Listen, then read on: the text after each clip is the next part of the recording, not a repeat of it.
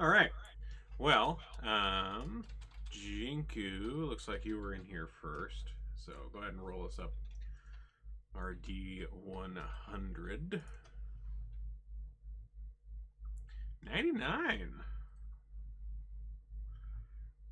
99 paladins, Jinku's not one. I like it. Oop, wrong notes. This one. Shit. 99.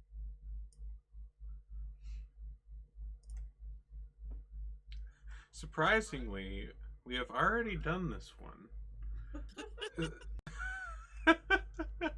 So I guess give us another roll. I don't know when we did this one, but 71. Okay, let's see about that one. Come on.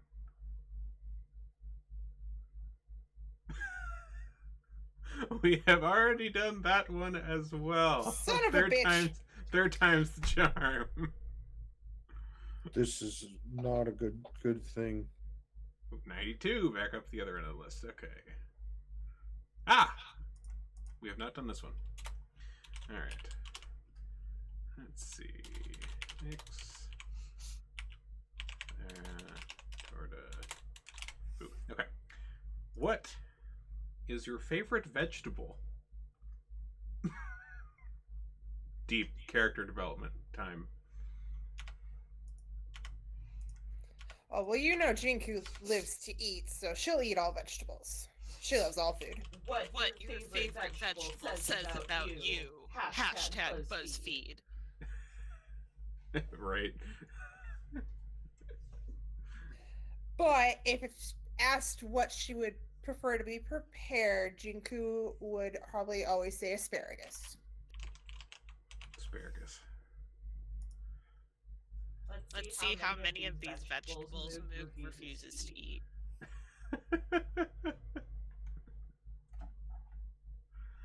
Alright, how about mix? Vegetables the alchemists prefer. Oh, well, he prefers his root vegetables, so he's going to go with the rutabaga. Rutabagas, alright. I don't even know if I've had a rutabaga.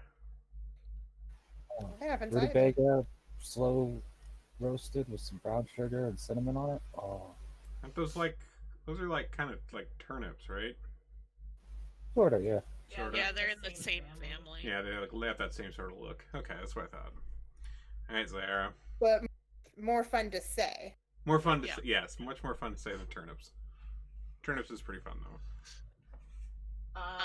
For Zyara, it's probably a tie between parsnips and beets. Good Root choices. vegetables. Oh, hello, pumpkin. Welcome.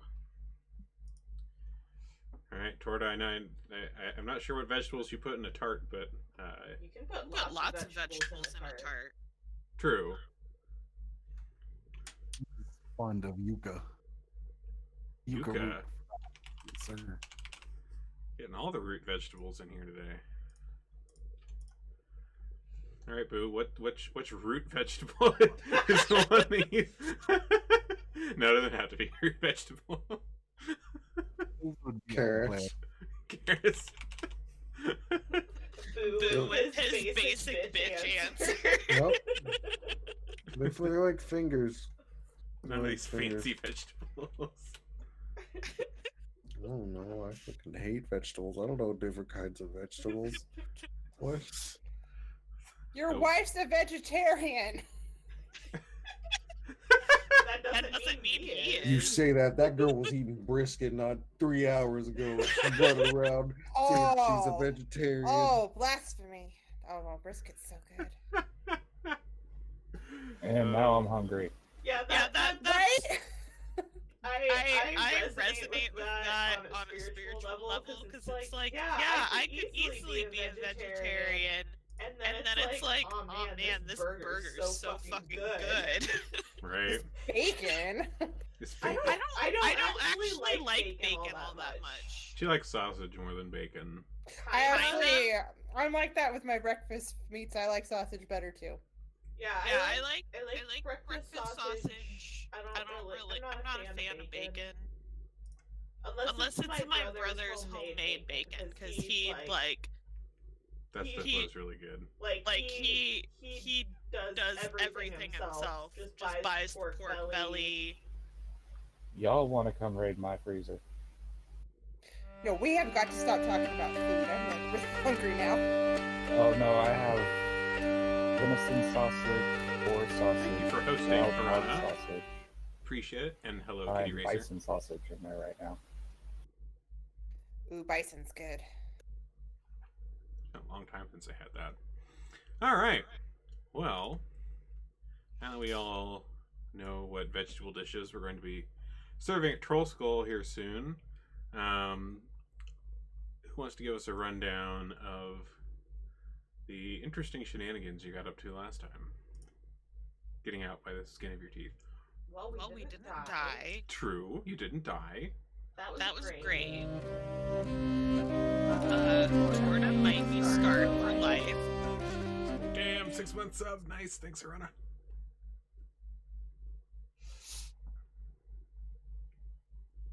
You were muted there, Moon, by the way. Yeah, I know I did on purpose. Oh, okay.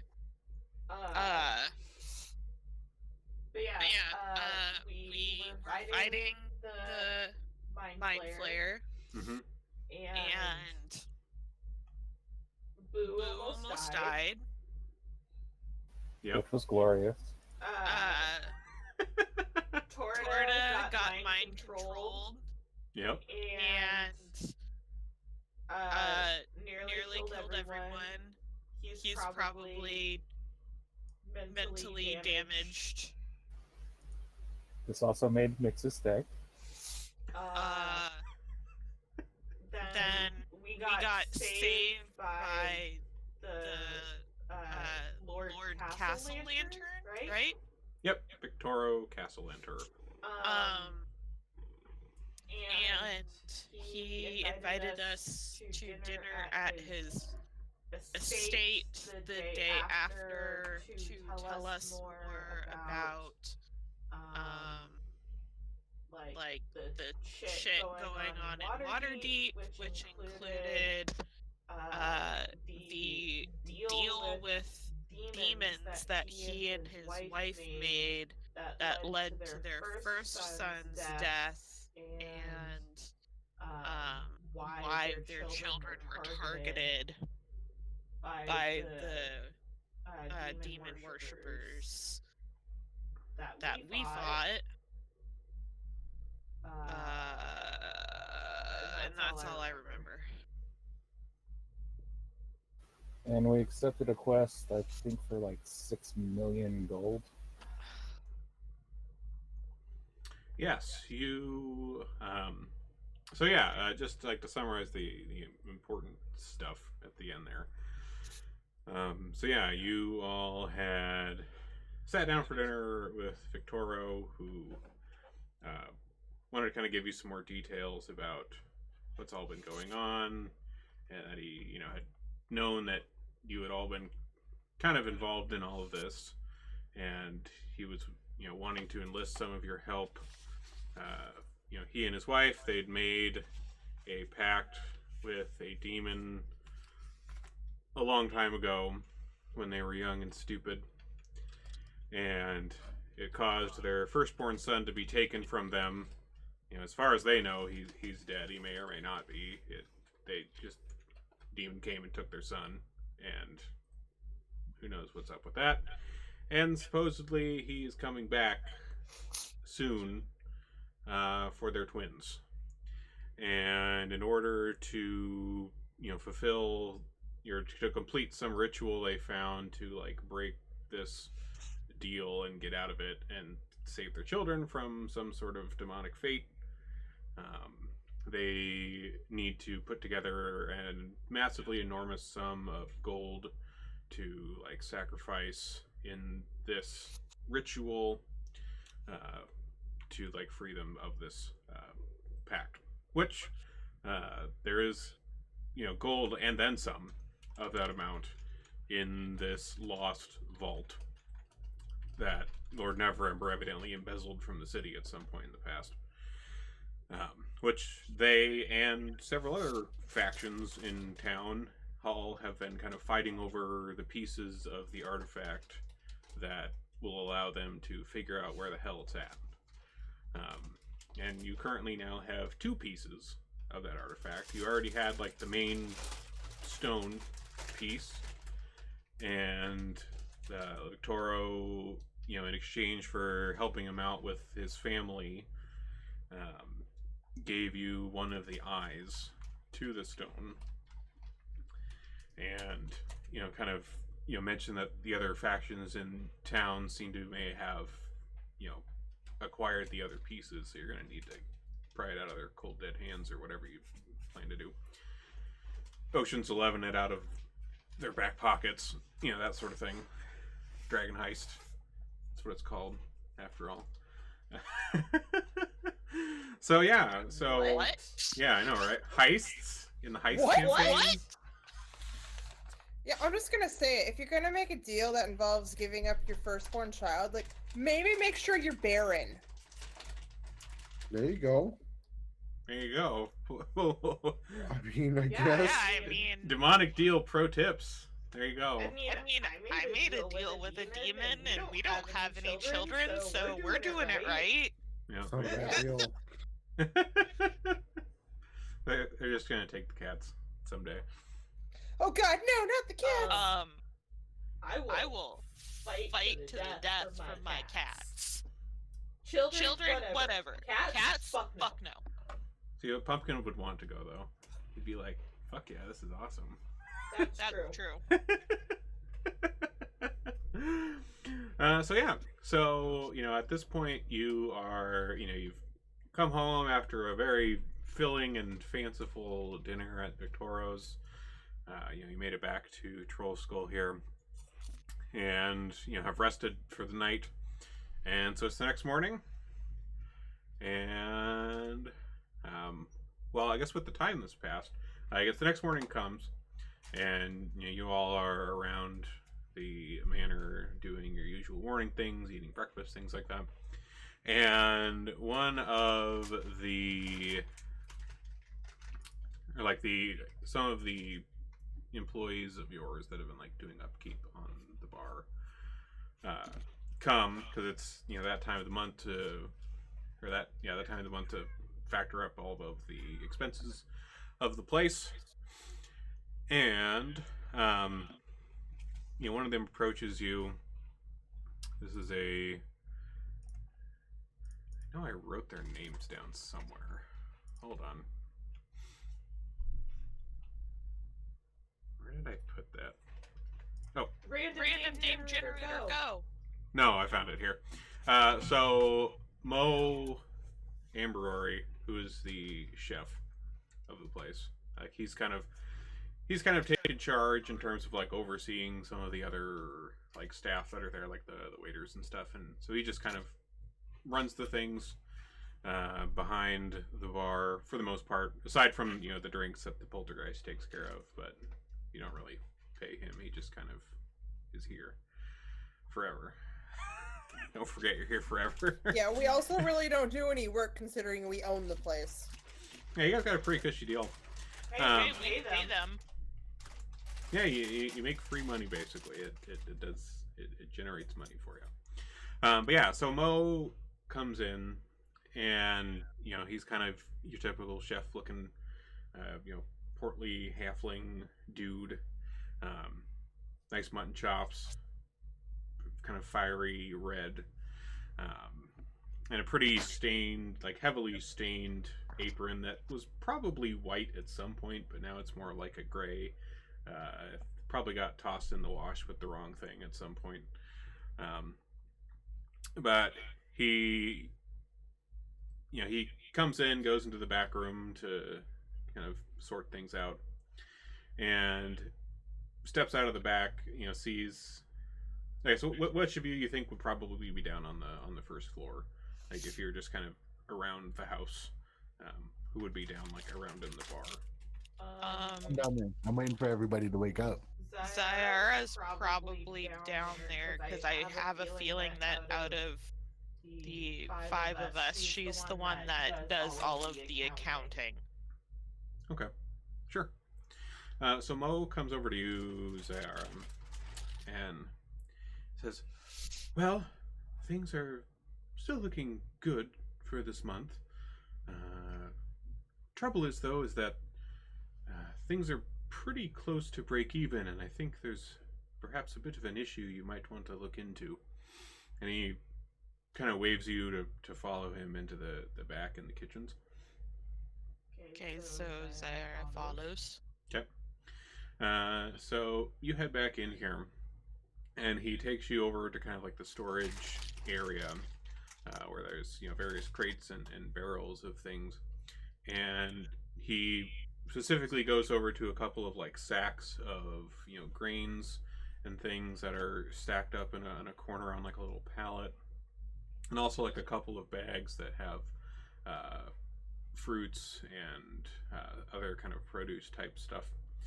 And he lifts them up, and you can see on the rice bags and on like some of these like fruits and stuff, there's holes chewed through some of these bags. There seems to be damage to some of the produce.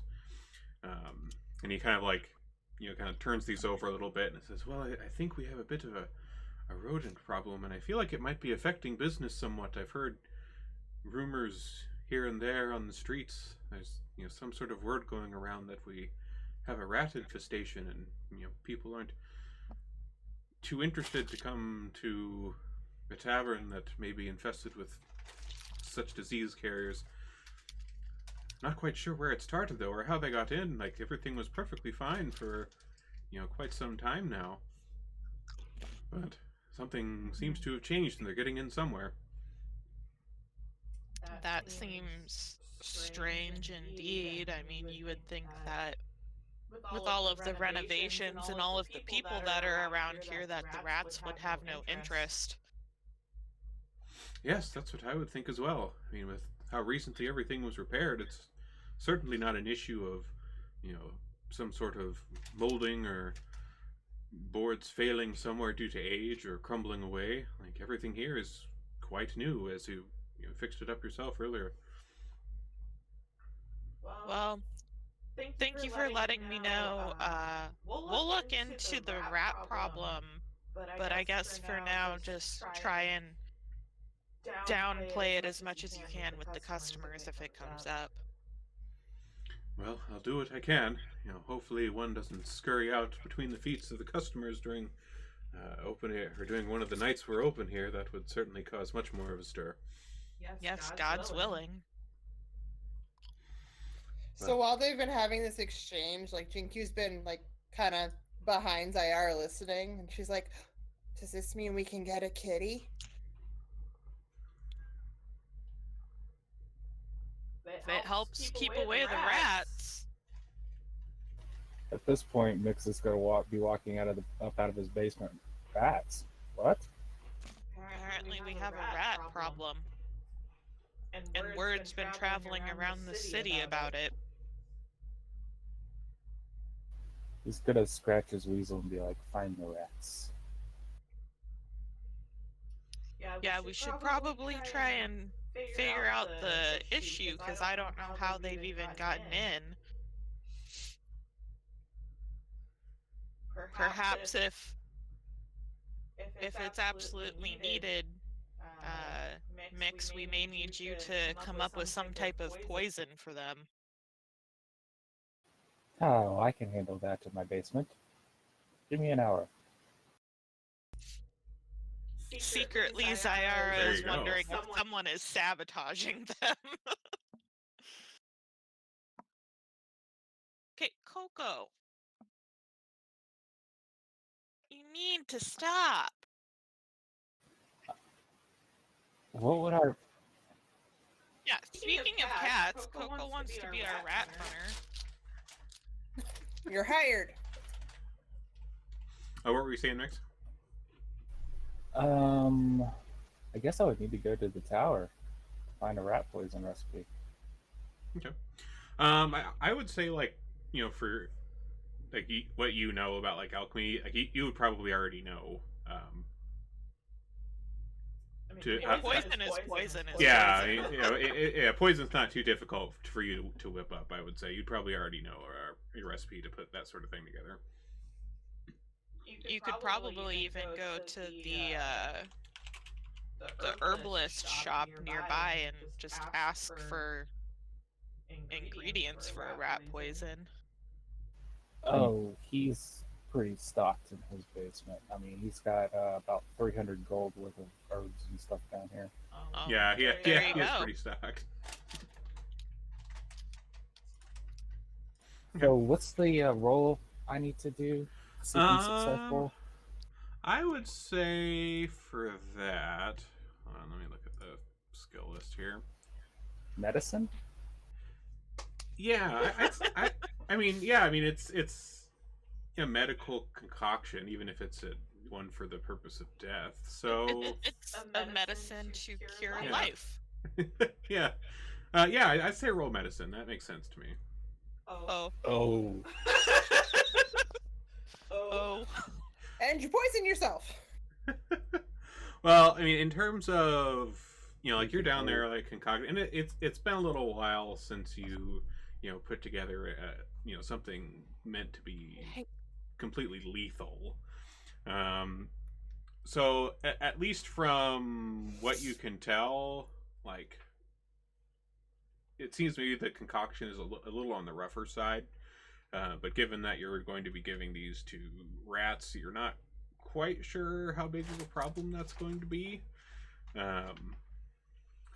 Maybe not quite as fast acting as you would like, but it seems workable. While he's doing that, Jinku has gone up and grabbed the kids and taken them outside. We've probably taken something from the kitchen, and we're going to try to find a stray cat to bring home.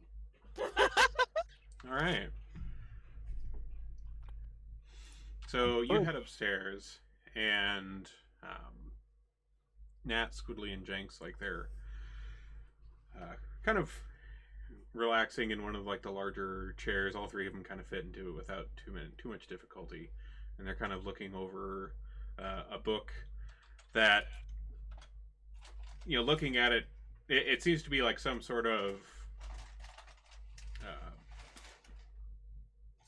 like magical research book, maybe one of Boo's or something. Clearly way above their reading level, and they just seem to be kind of looking through it, kind of giggling at some of the drawings and like diagrams in there, or like maybe some of the spells have kind of interesting drawings of like the effects, like maybe there's a guy getting like blasted off a cliff or something, things like that, and they're just kind of enjoying the artwork. No. So they have multiple spell books, and like in each one, you're right, it does have a pictogram of how that spell would affect Mix, and like that's he's just the one that's drawn throughout it. So I can see how that would make somebody giggle. It was one of those spell books that had a blank page on the side of each spell, so you could draw your own effect. There you go. Hey, kids! Color by numbers spell book. Put that book down. I need your help. We need to go find a cat. We got a rat problem. A rat problem? Well, if you're looking for a kitty, there's lots of kitties on the streets. Cool, let's go get 1 or 2 or 3. All right. And so Nat, Jenks, and Squidly kind of happily, jump up out of the chair. And then, like, after a moment of kind of, getting their stuff together, putting their shoes on, that sort of thing, they're like, do we need anything? Do you want us to just catch them with our hands? I mean, I'm no cat catching expert. I mean, you might want some food from the kitchen to maybe get them to gain your trust, but you just do it humanely. Be nice to the kitties. Well, yeah. You gotta be nice to the kitties or they're gonna scratch you up. And if you can find an orange one, I'd really love an orange one. Well, we can't make any promises, but I'm sure there's an orange one in the city somewhere. A lot of cats.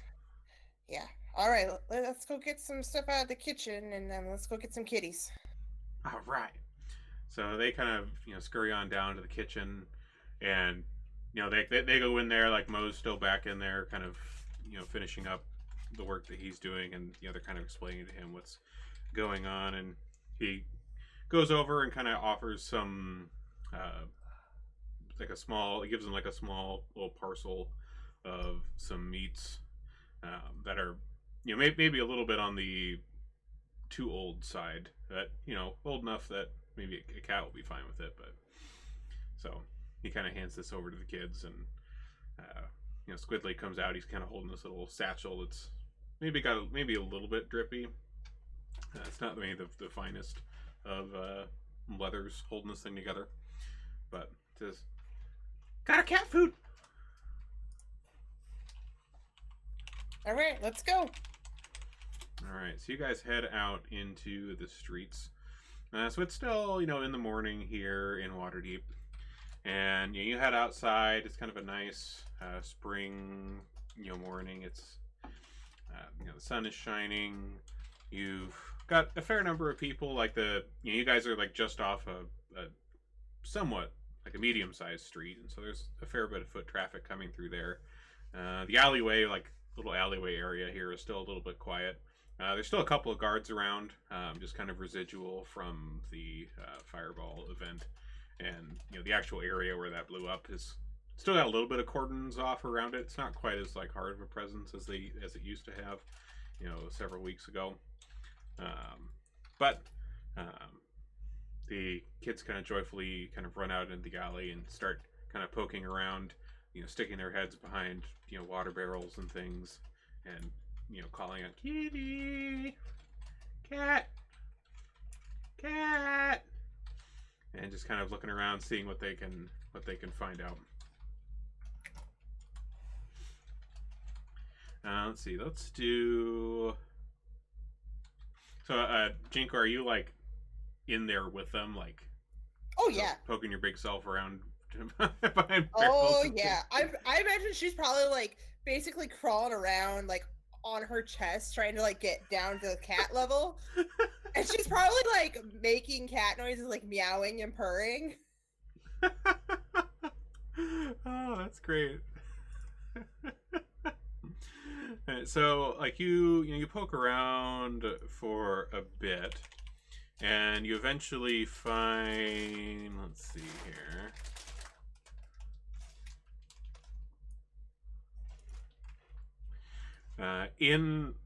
Actually, let's roll an investigation check for me. We'll see if you spot anything around. Oh, Very nice. All right. So how come I only get good rolls for stuff like this? for looking for cats. Oh gosh. So like here, Jinko's just very motivated to get her an orange kitty. Oh right. yes, I am. Right. So you are, you're looking around in the alleyway here, and you do see, like, at one point you're looking behind a barrel, and you kind of stand back up to kind of pick yourself up off the ground and move somewhere else, and you see let me get, hold on, share you, come on, there we go, Troll Skull. So you guys are kind of poking around, like there's this kind of central area of the alley that's kind of more paved, and then farther up in the alley it's a little bit more rough as you're just kind of getting behind the houses and less on kind of a little main drag. So to the west of you, so like at the moment you're poking around some barrels behind kind of behind like Emic Froon's place, and behind the private investigator's place. Just some ones that are kind of stacked outside. A couple rain barrels where like some of the rooftops are kind of funneling down into. And you see to the west, there are you see kind of dark gray mottled cat, jumping off of a crate and kind of disappearing out of sight to the west of you.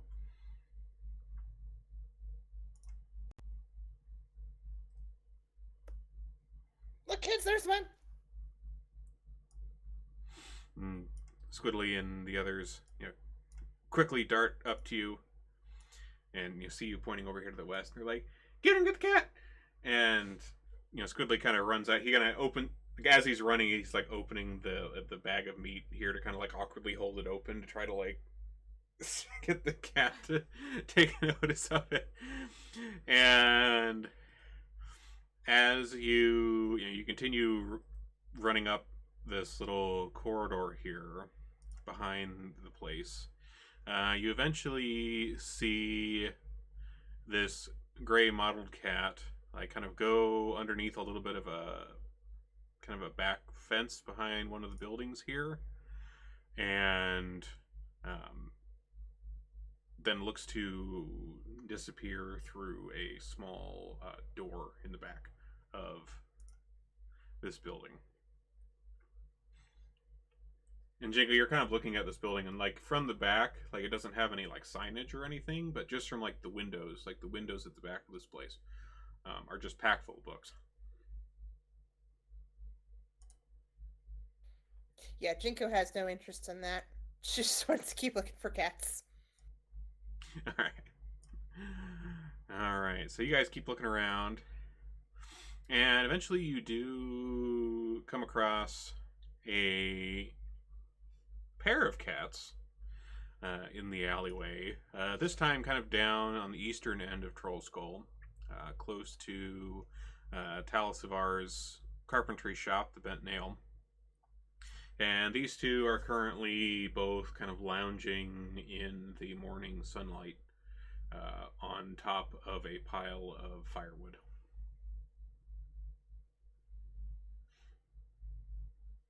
Maybe not entirely asleep, but they're both just kind of like bellies up, like. All right, kids, let's take a different approach. Let's stay very calm, move very slowly, and have your treats ready for the kitties. Okay. I'm gonna hold back just a little bit because I'm big. I might scare them. But if you guys go in nice and slow, maybe they'll be okay with you. All right, that sounds good. We'll give it a try. And so they kind of walk up here with the bag, and let's see if. Come on, fancy grounds. Here we go. Nice. All right, so the three urchins, they all kind of walk up to these cats here. Squiddly's holding out the bag kind of in front of him here. He's trying to like he's got like the bag open with one hand, the other hand he's trying to like waft meat smell in the cat's direction here. And Jenks, she has her hands out, and it's kind of slowly going towards the cats, and eventually like mixed up to them, and kind of slips a hand along like one of their sides, and one of the cats is kind of like a orange white striped mostly cat, and the other one is a kind of calico mix. And she kind of slips her hand along the side of one, and like the cat is just kind of happily enjoying its time in the sun here, so it just kind of stretches that side out a bit more to kind of invite some more attention. And Jenks gets in there and like manages to get both hands on it, and he's like giving it belly rubs, and Squidly comes up with the bag, is kind of holding it over there, and he kind of reaches in, grabs a piece of meat out that seems to look all right, and manages to tear off like some small pieces and sets them down on the top of this piece of firewood here for these cats. And both of them kind of after a moment turn, sniff, and kind of make their way over to these little morsels that Squidly's put down here, and happily munch them up. And then immediately, sit on their back feet and start staring at you all and meowing for more.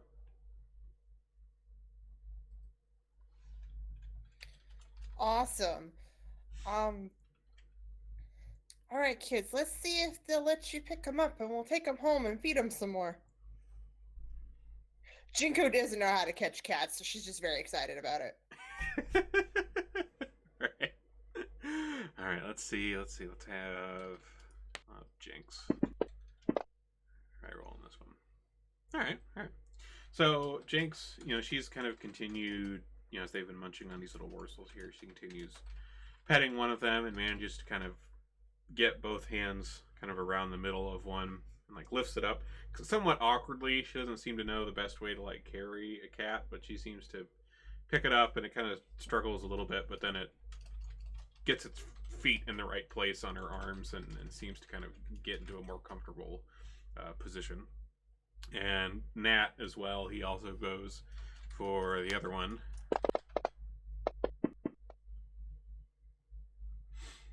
And he pretty smoothly and handily picks it up, just whoop, cradles the thing, no problem at all. And both of them start following you back to Troll Skull. And both the cats are purring loudly. Yay, we got kitties. Is one a boy and one a girl? Roll an investigation check. I hope so. I have names for them.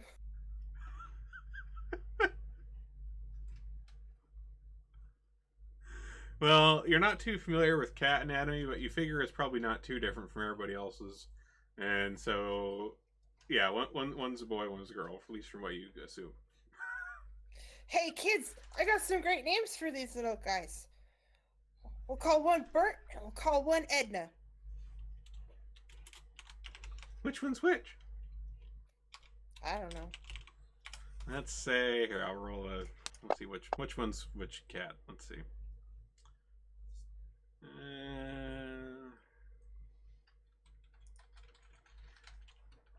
The orange striped one is Bert, and the calico one is Edna. Nice. There you go. All right, cats. So the rest of you, you're all still around at Troll Skull. Jinku comes back in, kids in tow, and with cats in tow as well. The kids are all kind of excitedly talking amongst themselves. So kind of holding these cats. You can tell the cats at this point are kind of trying to get out of their arms a little bit at this point. They're not used to being held so much. And they both kind of eventually wriggle their way out, and Nat and Jinx kind of let them down, and they're kind of prowling around the main floor of the place right now, kind of getting a feel for things.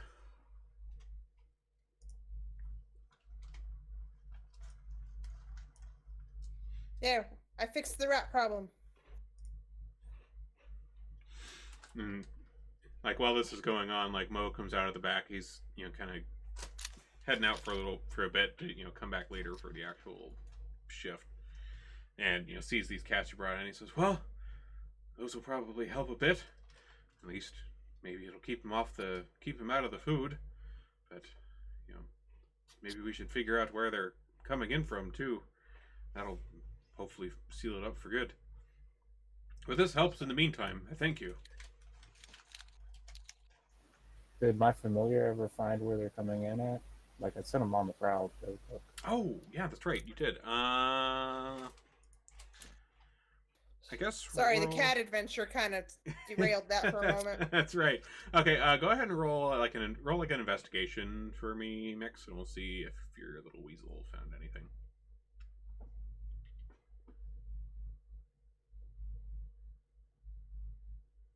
Nice. Okay. So, from what you were seeing, through the eyes of your weasels, it was exploring around in the kitchens and stuff, is you saw two small holes along the along like the baseboard of the kitchen, and both of them were like they were pretty close to each other, and both of them seemed to be on one of the outer walls, and it was like underneath, like one of the cabinets or something, kind of like an awkward place to get to from this side. But at least from where the weasel happened across them, assumedly there might be an other end on the outer wall of the place. I'm gonna tell my weasel to go in the hole. He should fit. Yeah, you should. So you send your weasel through the hole here, and like it doesn't go particularly far. It seems to pretty much just go out through the wall, and you quickly find your weasel out on. So Troll Skull's in that alleyway map. Troll Skull's the kind of bigger building with the tower corner right in the middle of the place, and the kitchens are in that kind of bump out on the southern end of the building, and the holes lead out just south of that. It's like the southern wall of the kitchens, like onto the kind of alley street, is where you find your weasel at, like kind of behind some barrels, like a rain barrel or some other crates or things that are just kind of around. But you find your weasel kind of out in the street there. It seems that holes just kind of go right through the wall. I'm gonna tell it to wait there, and I'm gonna walk outside with my poison and spread it around the outside, so our new cats won't get into it. Okay. So you head over to where you have your little familiar weasel waiting, and like where the holes came out, like I said, it was kind of behind, like one of the water barrels, like the rainwater barrels here, and so you kind of awkwardly shuffle the barrel to the side. It's like partially full from the rain, and you notice that the holes, like the hole that the weasel came out of, it's very clean. It's a very clean hole. Sayara knew it. Like you've seen holes with rats and mice before in your time, and usually they're fairly rough because they got chewed through. But there's not really any sign of chewing with these at all. It's like a pretty clean circle. And you also notice, like taking even a closer look, there seem to be remnants of like sawdust on the ground, kind of below the hole, like kind of scattered into the stones. Like it's fairly washed away, but there's like some that was protected enough by the barrel being there that there's you can tell that there was some sort of, like maybe with like a little awl or something, was boring through the wall. I'm gonna send my weasel back in, since do I can line a sight to mine link with everything? Oh wait, no, I'm in the room. I'm gonna tell everybody to follow me. Okay. Oh no, I'm not in the room. I mean, you can easily go back inside. You're like literally just outside the place. Oh no, that's not enough for Mix. He's gonna mind link with everybody and call him outside. There you go. He's lazy. All right, so you all are kind of it's inside, and you get this, kind of message in your minds from Mix, telling you all to head outside. What are y'all doing?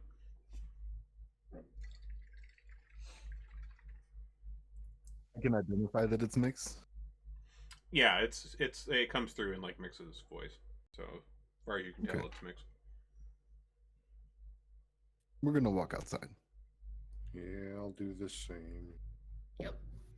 I'm waiting for everybody to get there. Okay. So you head outside, and find Mix standing there with his little weasel on the southern end of the building. Sword is gonna speak up. I have something to say to all of you magic users. If you mind link with me without telling me that it's you, I'm going to end your life. And you see the arms pop out, and he punches Mix.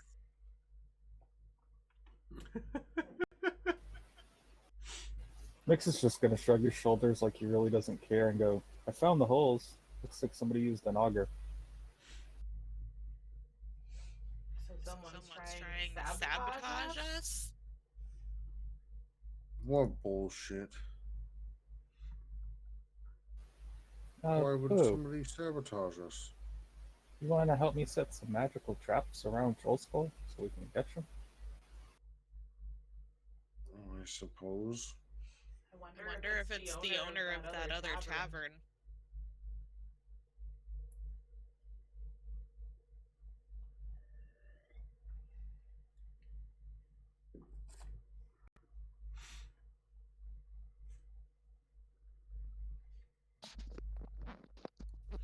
Do the rest of you do any investigating on these holes at all?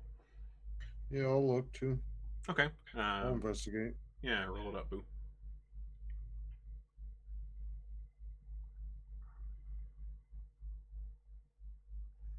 I'm usually good at this.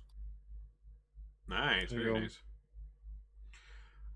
So you're kind of getting in there close with these holes, and you definitely agree with Mix's assessment that there seem to be done with like an auger or an awl or something of that sort.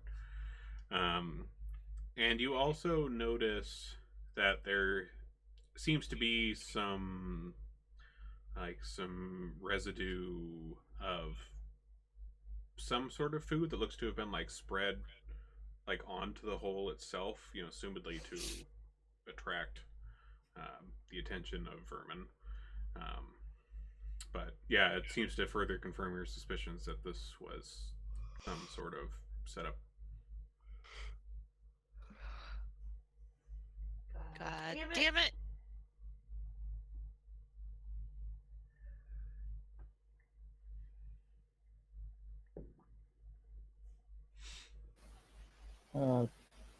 I could go to the tower and learn the recipe for essence of ether and set up some traps for it to fall on their heads. Then we just find somebody sleeping out here. As long as it's nothing that's going to kill them, I would rather not have the guards attracted to our home again. Oh no, it'll just put them to sleep for about 8 hours. Oh, I don't have anything that's non-lethal. What? I think we're not on the same page here. About the magic. That feeling when Mix is more tame than Boo. Oh shit, that's scary. Mix looks at y'all and be like, that's normal. You just haven't noticed it until now.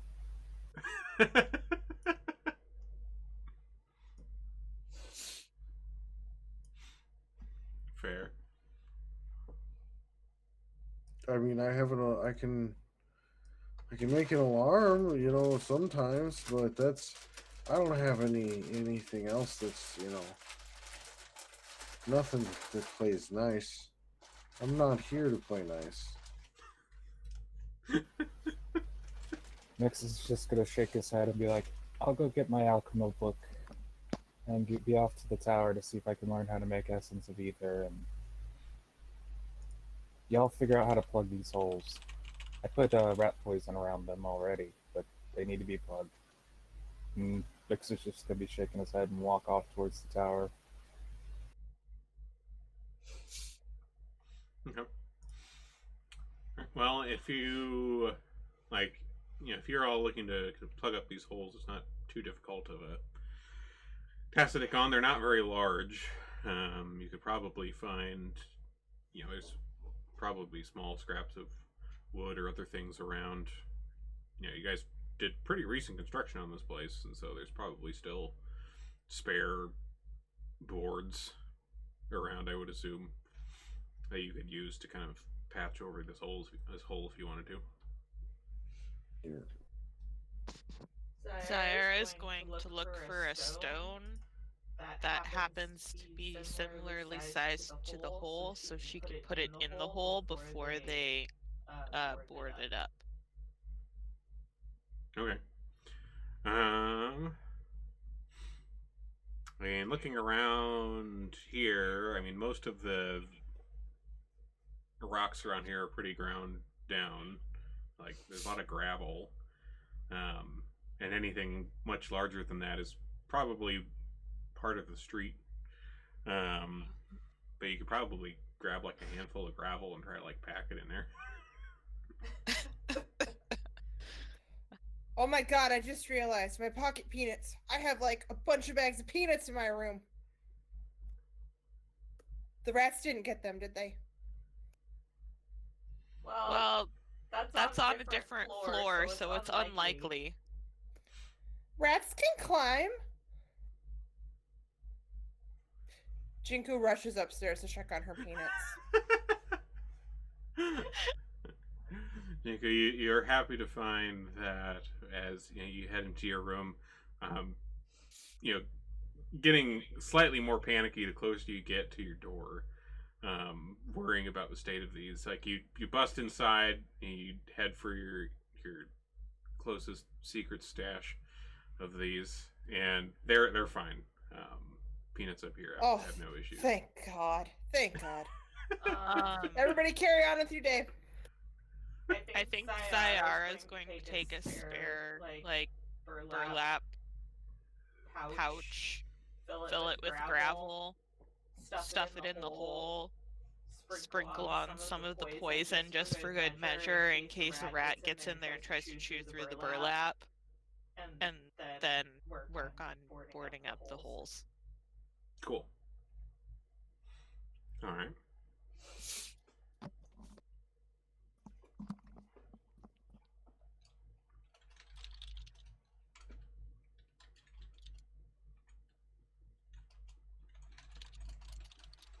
So you successfully get that all put together here, and as far as you can tell, the holes seem to be pretty well plugged with your gravel and burlap and board. Have to be a pretty handy rat, or pretty hungry rat, chew through all that. Hey, gotta make sure that it's properly insulated for the cold weather. There you go. Winterizing our place. Good thinking. There you go.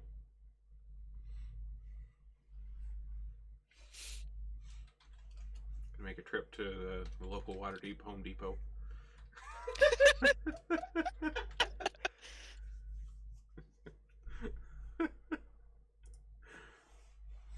All right. So, and Mix, like you said, you head over to the tower to kind of find more information about this essence of ether, which you are able to find. Let's see here. I'm looking for the formula to how to make it. Oh, good call. Let's see. It's too expensive to buy, but making it should be only about 25, 30 gold a vial. Oh, I'm sure. Yeah. Let's see if I can find anything. Ah, here we go. Well, this is... I'm not finding any, like, official thing, but this seems to be a decent homebrew thing. So let me see, what is this? Fangwort. And let's see what these ingredients are.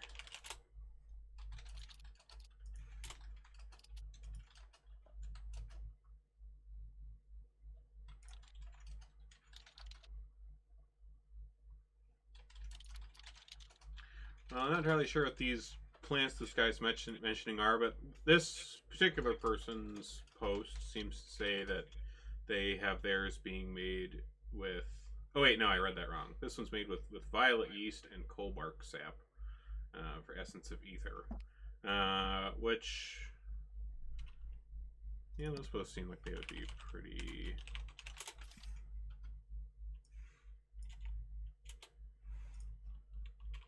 I thought it had...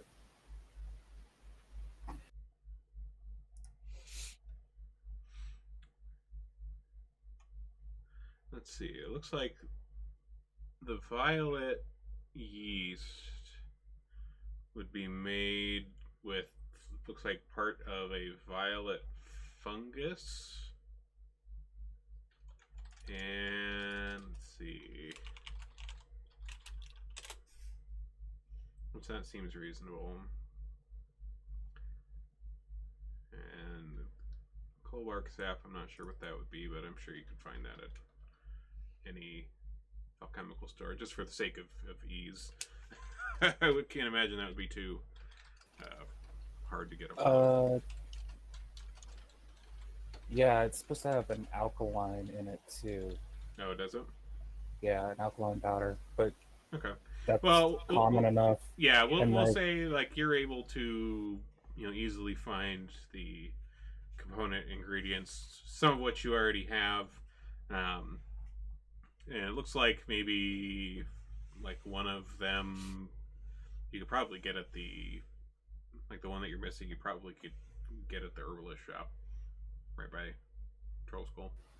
The only thing I wouldn't have is the violet yeast or violet fungus to make the yeast, because everything else is some other things that I make that I can keep in track of. Okay. Yeah, I'd say that. Yeah, you assume probably the herbalist place has fungi of some kind in there. Like the top half of her building is all a greenhouse, so she probably has stuff growing in there somewhere. Wouldn't hurt to ask.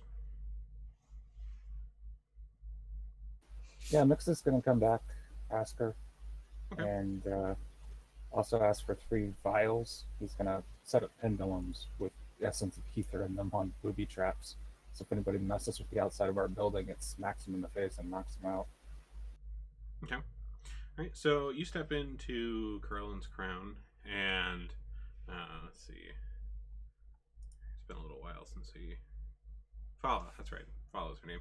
And Fala's in there. She's currently tending to some plants on some of the shelves nearby. She sees you walk in. She says, "Ah, yes, Mix. How are things going over at Troll Skull? How can I help you today?"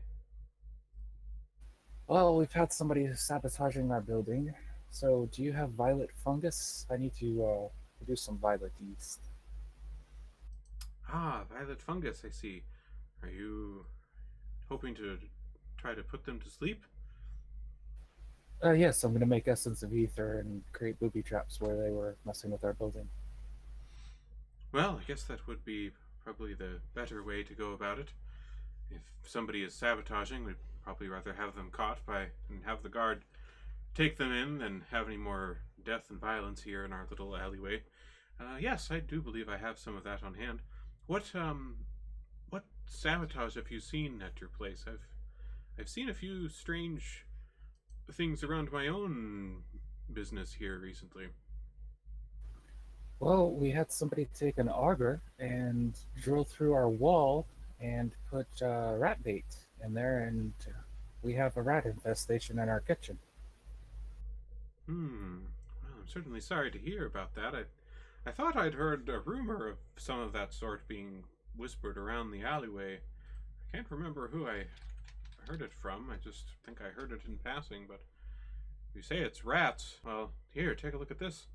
And she kind of leads you over to her front door, and she kind of kneels down on one knee and points to kind of on the lower corner of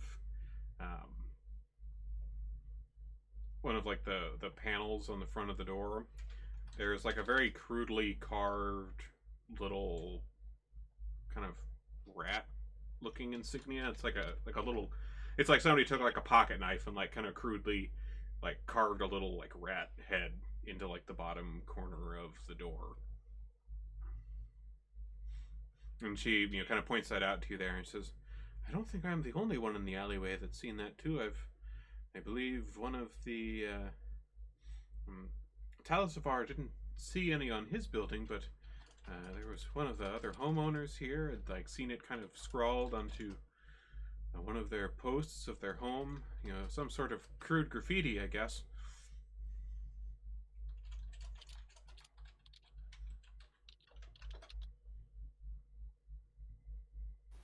I'm very sorry to hear that. Oh, it's not too much trouble at all. I can just sand it out without too much issue, but yes, I'll get you that violet fungus, of course, right away. And she heads upstairs Let's see here.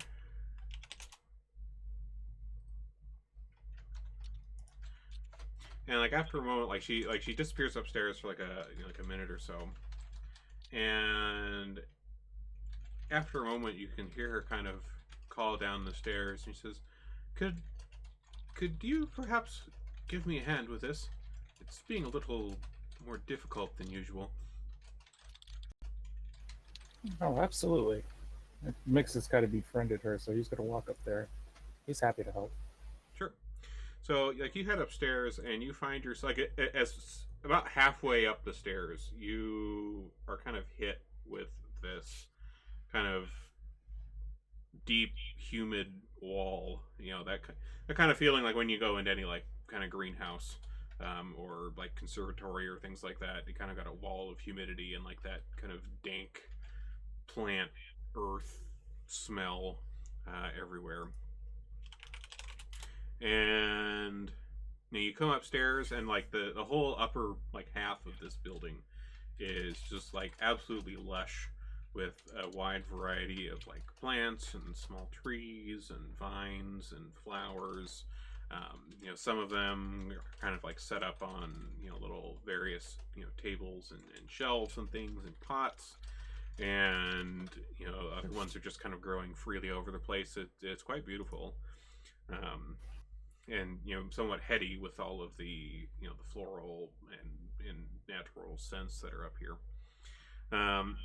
So she kind of, you know, waves you back to a part of the greenhouse up here. It's kind of separated from the rest. Like she has it in kind of its own small enclosure in here. And she says, "Well, this is where I keep the feisty ones. Violet fungus is a bit of a fighter, I guess I would say." And she kind of pulls back the door, and you see this small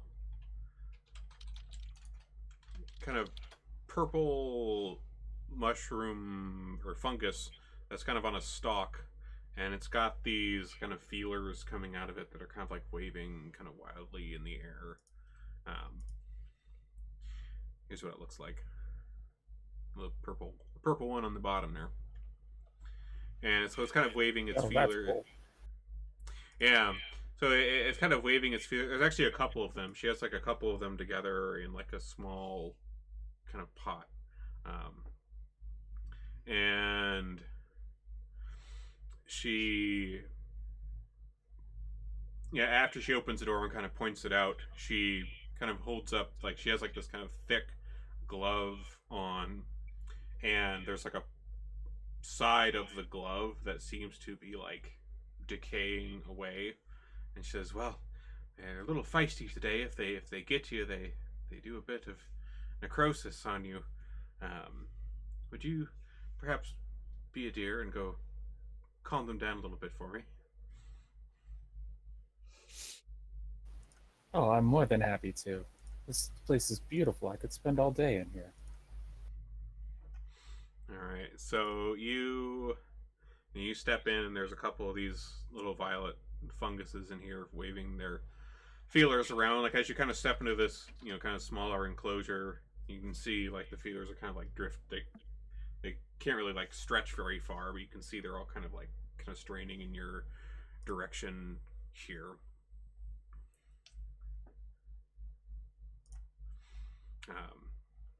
It's not a particularly difficult, and I'm not going to do like a combat encounter because they literally have like 7 HP.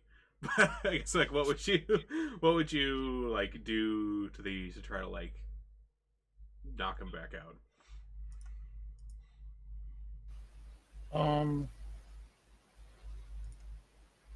I would use my gust, but on a much smaller scale. You know, just kind of gently blow wind across them to kind of soothe them. Okay. So you kind of cast this little gust in their direction, and like as this like hits them, you know, their little tendrils are kind of like waving around in the wind there, and they all kind of like as the wind passes over them, you see them kind of release a little kind of puff of like fungal spores, and then they all kind of chill out for a bit there.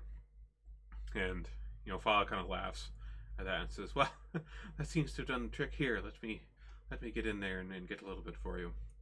And so she heads inside and gets like a little pair of shears and trims off some pieces of these fungus here and wraps them up in a kind of a small parcel. Says, "Well, here you can take these. Hey, thank you for the assistance there. That'll keep them calm for a decent while." Well, if you ever need my assistance, I'm just right across the street. I have a huge interest in plants and alchemy, so I'd be happy to help you anytime. What do I owe you today?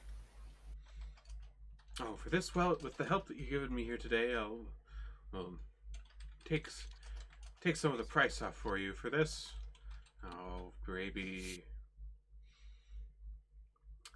we'll just do one. We'll just do one gold piece. We'll take off half the price. Mix is gonna say no, that's okay, and he's gonna give her 2 gold pieces anyway, and thank her.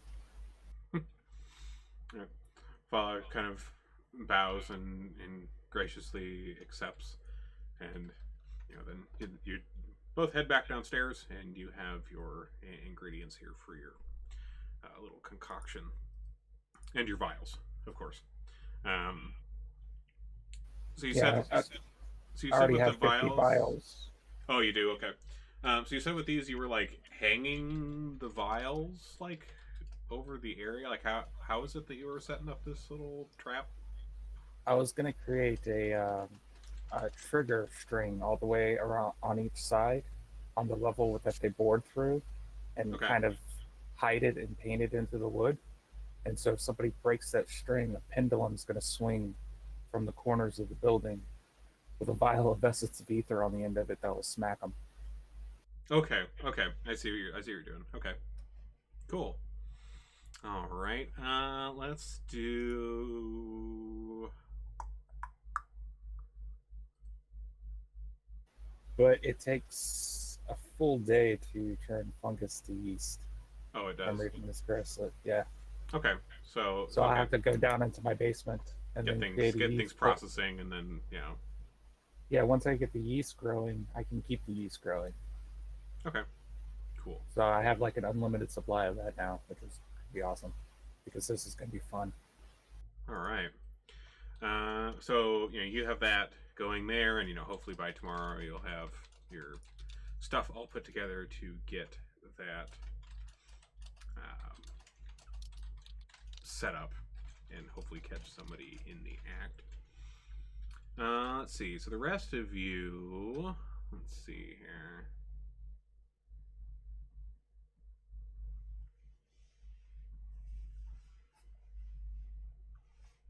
So at this point, like you guys have probably spent a good chunk of the day kind of investigating this, herding cats, and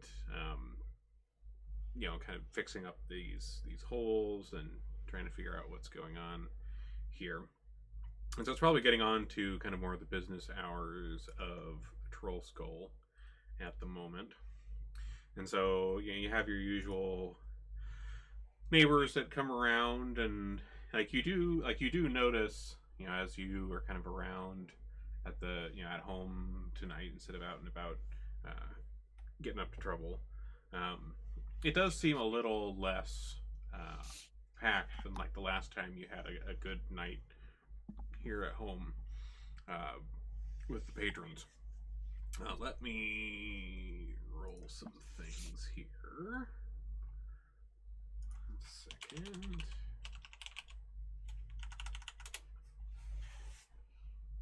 Where's that table?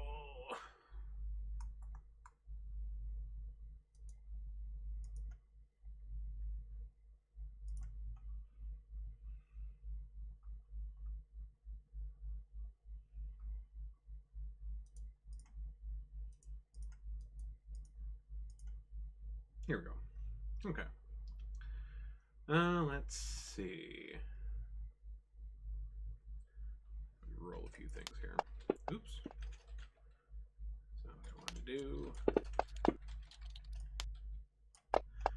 in terms of neighbors and people that are coming around tonight,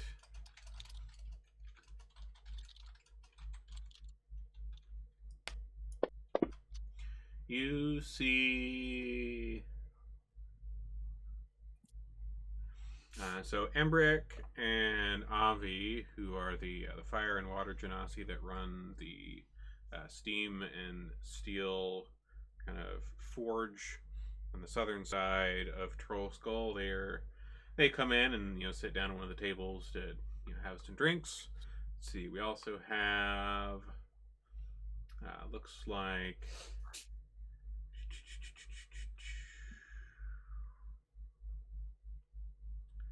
a couple of Raynar and a couple of his friends. They're pretty regular here. And then you also notice Broxley Fairkettle, who was the guy from the Innkeepers Guild. He was the one who kind of got you into that guild at the very start. When you guys first got in here, he's a halfling dude, kind of a boisterous little fellow. But you notice that when he comes in, he sits down at the table, and he seems to be kind of looking around a bit. And a couple times he gets up and is talking to some of the other patrons, and you feel like you haven't really seen him around here much before, much aside from when he comes by to pick up the guild dues. But in terms of actually coming down and being here at the business, this is probably the first time you really seen him here, aside from maybe opening night.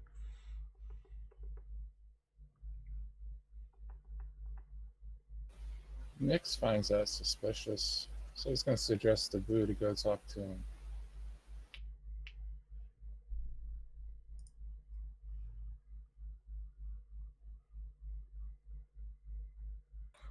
Okay. I got nothing better to do than to see what is piquing your interest, Mix. I wasn't doing anything. I wasn't working on any spells. Wasn't doing anything. Thank you for asking first. Wasn't adding more interesting drawings to the margins of books. Oh yeah, I get up and there's I leave my parchment, which has got an experimental spell to and it shows Mix growing wart. I'll go over and be like, how's it going? We haven't seen you here too often. It's nice to see some new faces in town. I haven't had too many of those recently. And as you're kind of walking up to him, Broxy kind of looks over and he's like, yes, B, right? Was it? Sure, that works. Well, that's what they called me in the pen. I was in jail, Well, yes, the word of that spread all around the city. That was quite an interesting ordeal you all went through there. Well, B, I guess, then, it seems like things are going well around here. Although I must say I'm here on a little bit of business on behalf of the guild. Things, of course, you're not behind on dues or anything, nothing of that sort. But of course, we do have a reputation to uphold as a member of the Innkeepers Guild, and I've heard some foul rumors going around about this place that you may have a bit of a infestation problem. You don't happen to know anything about that or doing anything about that. Are those true? Well, I don't know who would spread such rumors of the sort, but this establishment is well known to be one of the finest inns in town, and anybody who says otherwise is probably wishing ill will upon us. I personally have not seen nor heard of any rats going on in this place.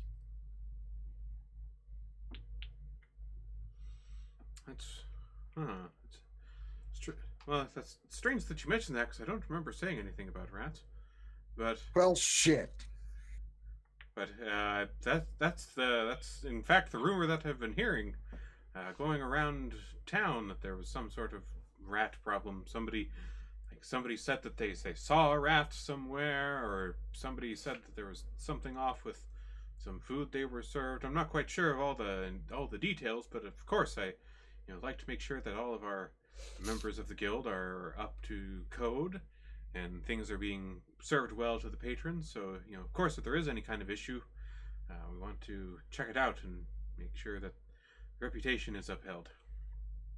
Oh yes, for the guild that we have to join. Yes, we wouldn't want to sully that reputation, would we? No, of course not. No. So what do you want from us then? You just want to poke your nose in shit or what? Because the latrine's out back.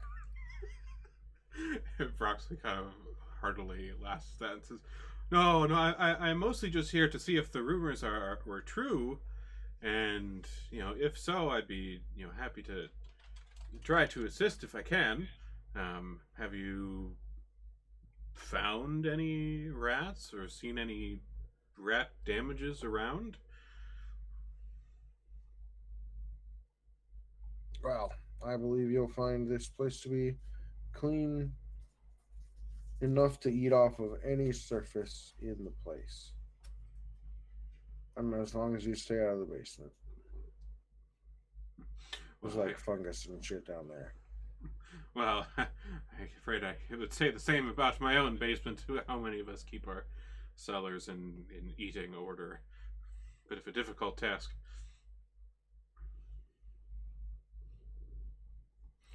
Okay. I don't know. I'm not the cleaning type, so at least in my personal abode above the place, I plan to dust maybe once a century or so. Who needs more, right? Who needs more?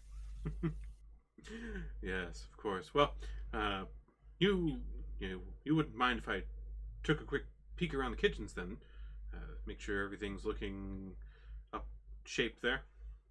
Is there something we signed that gave you the right to do that? Just on asking, randomly? Don't you have to give us notice of an inspection? Oh, well, this isn't any sort of official inspection. I'm not writing anything down. I'm just here to see if the rumors were true, and if it turns out that they are and there is an issue, then well, we can certainly use the help of the guild to try to get these rooted out of your system here. Oh, I told you they were lies. You don't believe me? I need to look at the kitchens. Guys, do we let this guy look at the kitchens? We fixed the holes. All right, fine. Come take a look. Don't touch anything. All the rat damage, so yeah, let them look. Yeah, we fixed everything before we opened, so I don't know what he's gonna find. Okay. I don't like him. He stinks. You don't like any official. Yeah, you don't, yeah. So, don't really like anybody in general. So, Broxley heads... He likes Torta. True. Yes. Torta's alright. So, Broxley heads, into the back where the kitchen's here, and, Boo, are you, keeping an eye on him, I assume? Yeah, except for I'm just... I am sitting at the bar looking like I'm kind of grumbling into my arms, but really I'm using my familiar to follow him around. I think Sayar is probably going to be in the kitchen. Okay. Yeah, sure, you could be in there, helping out with, Mo and the other servers and stuff. So he heads back there. Zara, you're in there. You see Broxley, this kind of, actually, I got a picture of him somewhere. You can see his smarmy little ass. Let's see, Brox.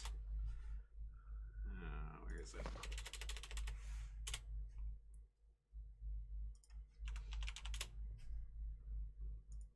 I thought I had a picture of him. Damn, maybe I don't. And before he looks at the bags of food, Zayara's already patched up those bags. Okay. She fixed all of the damage. Okay. So like he's kind of looking around, checking out some of the some like the food storage areas, and he's like talking to Mo a bit, and like Mo's happy to describe the efforts that you all have made to clear things up. You brought these 2 cats in here today to help us with these. They patched up the holes. Everything's looking in tip-top shape. It seems like at least from what I was hearing, that perhaps someone had done this to us. So, I believe they're on the case with that, but for now, I haven't seen any other incidents tonight so far, since they plugged up the holes, and Bert and Edna have been doing a good job so far. At this point, Bert kind of walks across one of the doorways and kind of looks in Broxley's direction and kind of lets out a and then continues walking across the kitchen, kind of doing his rounds. And at least from what like Broxley seems pretty fine with this explanation. Looks around, things look okay. At least from what your chef was saying, things look fine for now. And he says, "Well, I will try to do my best to assuage these rumors if I happen to hear them come up in conversation. Seems like things are more in order here than the rumor mill on the street would have. I'm sorry to hear that happened to you. Well, if there's any other problems, of course, feel free to reach out to the guild, and we'll be happy to assist in any way that we can. We, want to make sure that all of our fine establishments continue to be fine establishments, of course." Out of curiosity, who did you hear the rumors from? Like Broxley thinks for a moment here. He says, "Well, I believe I overheard them at another tavern. Maybe." Oh yeah, which competitor was that was bad-mouthing me? Oh no, it wasn't from like the owner at all. I was attending the tavern that's near my home, the Celestial Calm, and I remember overhearing some patron there speaking with a friend. Afraid I don't really know who they were. I wasn't really paying it much mind, but I've heard it a few times since then. Seems that word is passing around about it. Well, we'd like to surely find out who started the rumor, considering the hole that we found looked intentionally cut and not chewed out. Sabotage. Well, we've certainly heard of things like that happening between, business rivals and things of that sort in the past. It's a shame if it's something of that sort, or, perhaps it could be petty criminals trying to, distract and siphon away some sort of cut. That's another thing we've seen from time to time. Don't worry too much over the rats. They're not uncommon in the innkeeping business. Certainly much worse things you could have an infestation of, that's for sure. But of course, still not good. People like to know they're eating somewhere clean and safe. But thank you for attending to the matter. I guess I will keep my ears open on your behalf. Yeah, we would appreciate it.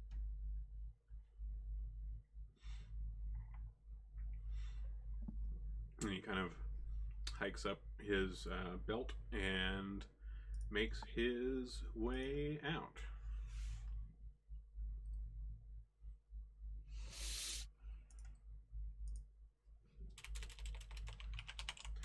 And I think at this point, looks like we're right about the halfway right now. So let's go ahead and take our 10-minute break. Come back at like 9:45, and we'll finish up the rest of tonight. So get a drink, use the restroom, whatever you got to do. We'll be back in a bit.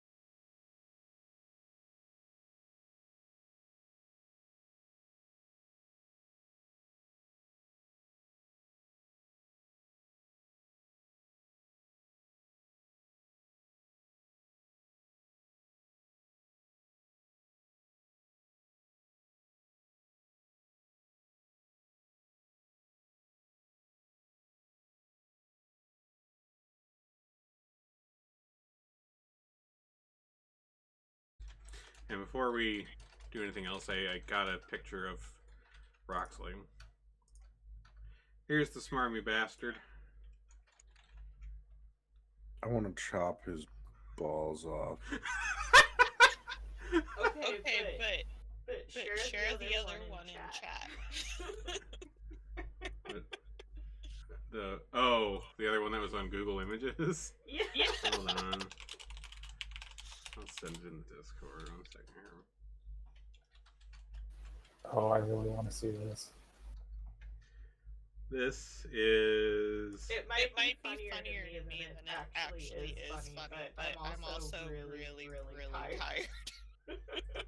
Here we go. This is the other image for him that like came up from somebody's group. Oh my god.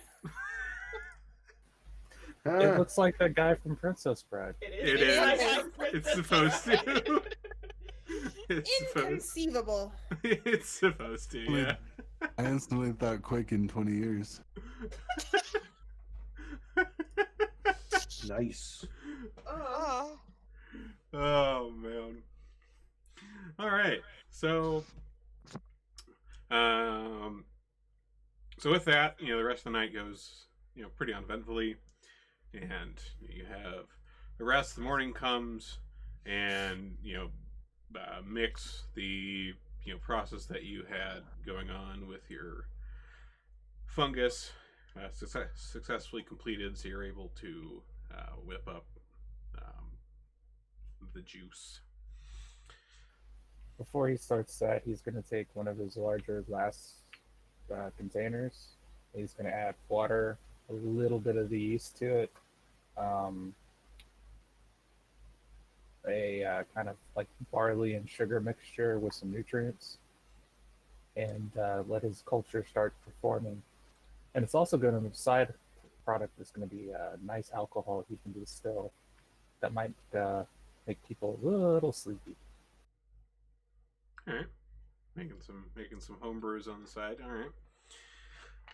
So you successfully get that put together. You also get the essence of ether put together and vialed up, and I assume you go out and get the little sugar wire pendulum trap thing you were working on set up. Oh yeah, he's going to be out there pretty much all morning, probably into the afternoon, working on this. He's going to make it look like he's doing some sort of maintenance around the kitchen area. So cool. If anybody is watching him, but he's going to set these traps up. If anybody tries this again, we're going to find a body out there in the morning. Sleep. All right. So you all get that put together successfully there, no problem, without raising any sort of suspicions. What are the rest of you all up to here? Playing with the kitties. Playing with the kitties? Okay. Teaching the kids magic. Okay. Zyar's probably just doing business things. Business things? Okay. Hashtag business things. The businessman. Businessman. Twitter wants to slip out and find a magic shop. Okay, yeah, what are you looking for? He's looking for something that he can wear to prevent charm and telepathy. Like all mental things. Let's see what we can find here.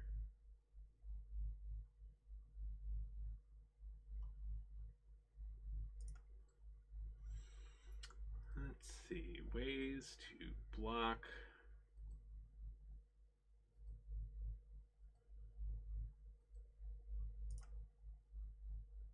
Ooh, what's this one?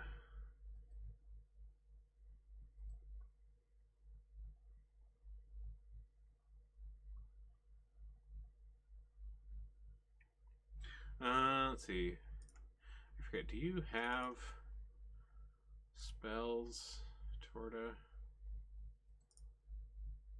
No. Really? No. Okay. It looks like there is something that would work for this, which I assume you could probably find some sort of like charm or necklace or something that has this on it. There's a spell called Private Sanctum. That's a 4th level abjuration spell. And what it does is it makes an area within range magically secure, which is a cube, and it can be as small as a 5-foot cube to as large as 100-foot on each side. And it lasts. Oh yeah, I'm very familiar. Duration, yeah. So that would. I used it on another character all the time. Oh yeah, cool, nice. Yeah, it seems like something with Private Sanctum. Let's see, private. Or what about like just an amulet or ring of anti-magic even? Yeah, I assume that would work. Let me see. Does anti-magic block telepathy? Let's see.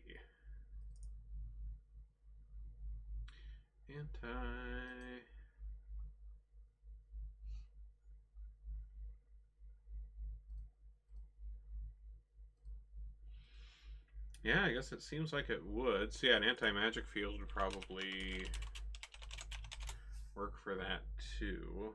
What level is that? Might be easier, cheaper. Let's see. Oh, okay. So Private Sanctum is a 4th level spell. Anti-magic field is an 8th level spell. Oh, jeez. So probably will be cheaper to find Private Sanctum something or other. Twitta's gonna absolutely trust whoever's in the magic shop because he has no damn idea. He's just tired of people being in his head. Sure. Let's see. If we were gonna do, let's see, private.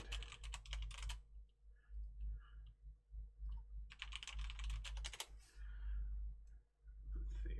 Let me see what else I can find about this here. Go. I've never actually looked into this spell before.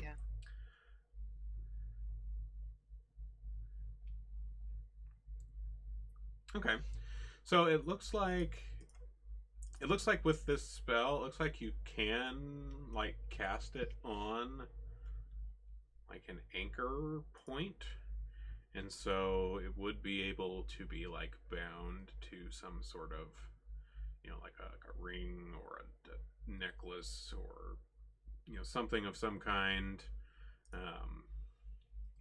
like that. That would probably work for that. Let's see.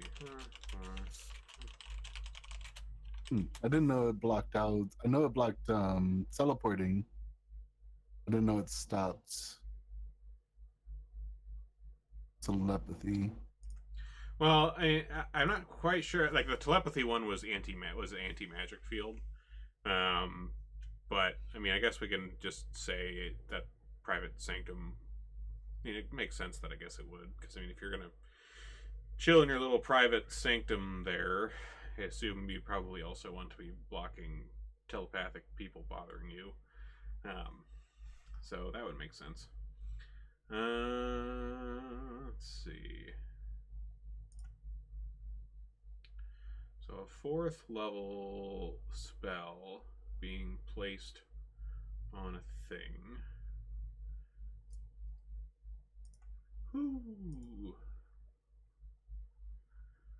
That's pricey. How much gold do you have? Let's see here. I have a good amount. I still haven't used the winnings from the fights. Oh, that's true. So a 4th level spell, like if you were like buying like a spell scroll for it, looks like it runs like 1,000 gold for a 4th level spell. And so I would assume, you know, probably if you're not like buying like a scroll for it, but instead like having someone cast it onto a thing for you, probably wouldn't be quite so expensive, but probably still pretty pricey for the, you know, paying for the knowledge of them being able to cast that. Gotta factor in those labor charges. Yeah, gotta pay them for the time that they took to learn, and study and practice their craft. Pay artists what they're worth. Let's see.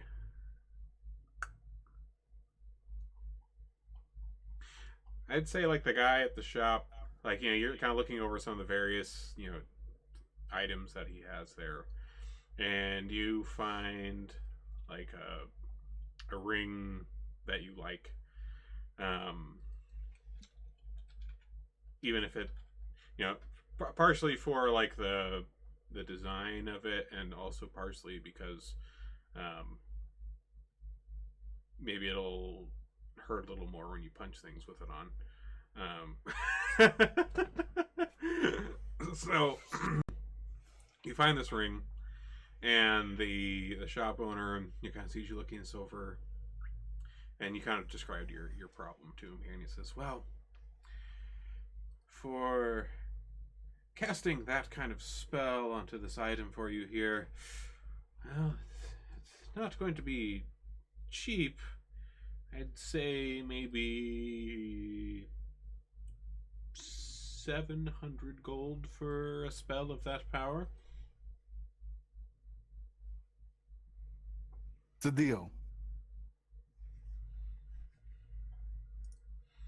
The shop owner kind of perks up and says, "Well, fantastic then. Well, let's head on over to the counter here and get everything in order, and I will begin the process of getting this set up for you here." Oof, that leaves me with 33 silver.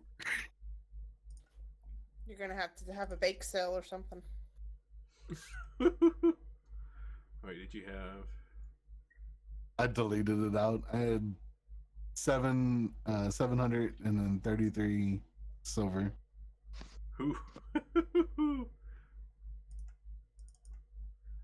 Damn, cleaned out the coffers. Jesus. So he, happily takes this from you and tucks it away in his safe or whatever under the desk, and sets the ring down on kind of a small altar behind him here, and begins the process of casting this on to. I think it takes a few minutes. Let's see. Private Sanctum. Shouldn't have closed that tab. Let's see. Good going, Moog. Sorry. Yeah, I'd say it takes like 10 minutes for him to cast it here. So you're kind of waiting awkwardly in this like magic shop toward him while this guy's casting Private Sanctum onto this ring for you here for 10 minutes. So like, what would you be doing as a not so magically inclined grung awkwardly in a magic shop waiting? Like, how are you passing the time? One that's very suspicious of magic, he would be on edge. Like, veins bulging, like, he's ready to beat somebody up. Like, hopefully nobody comes in the door. Like, I imagine it's a shop with, like, the little bell on the door. Oh, yeah, and definitely, definitely. If somebody comes in and that bell goes off, he may whoop their ass. He's on edge. All right. So you're kind of standing there, not really moving, just kind of like standing on the other side of the counter, and trying to avoid making eye contact with any of the other items in the shop, because who knows what they might do to you. Even though it's just inert objects, but you don't know that. So just kind of staring blankly ahead into space.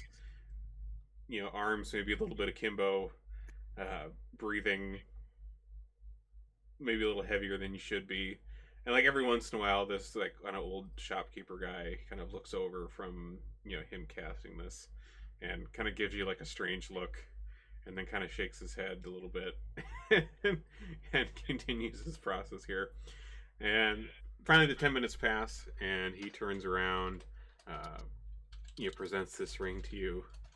And you're still kind of breathing heavily there, and he's like, "Well, I hope this will ease your mind a little bit, sir. I hope this helps." I mean, hands this over to you, this ring. Relax just like a tenth and grab the ring. Thank you.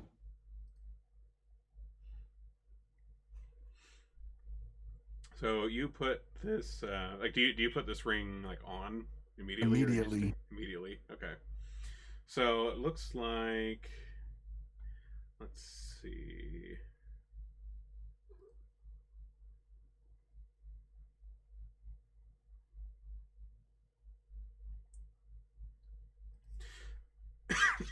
So to you, like, you put this on, and to you,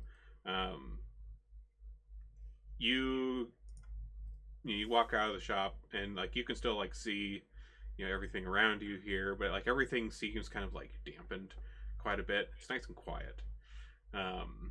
You can maybe like hear a little bit of like the bustle outside, but it kind of feels like you're in like a cozy padded room almost. Perfect. Do you just like head back to Troll School after you get that?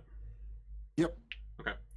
So the rest of you, you're back at Troll Skull. Mix is probably finishing up the touches on his little trap system outside to capture to incapacitate whoever's been fucking with your shit. And you see the front door open, and Torta walks in, except you can't really tell quite clearly, as clearly as you would expect that it's him. The rest of you looking at Torta, he seems to be inside of a kind of a foggy cube. Like you see this like somewhat foggy cube, walk in through the front door. Like Torta, you're like completely unaware of how this looks to everybody else. Like you've been walking around town inside of a fog cube, this whole afternoon. That's awesome. Leads more into the mystery. Magical fist just like popping out of this cloud box. Yeah, man. What's in the box? Like, change my name to Schrodinger. That's perfect. So, like, those of you that are in, Troll School here, you see this fog cube walk in through the door.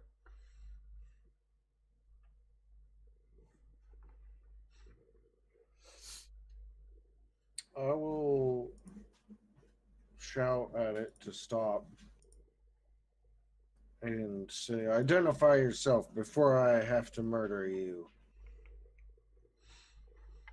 Listen here, I already kicked your ass once. Don't make me do it again.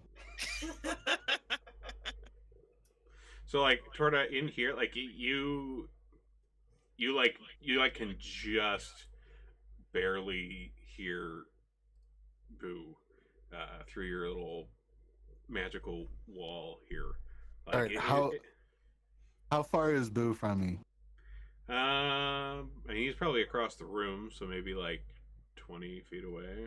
All right, perfect. We're gonna do the Torta dash of doom and hop him into the bubble. All right, and then yell at him.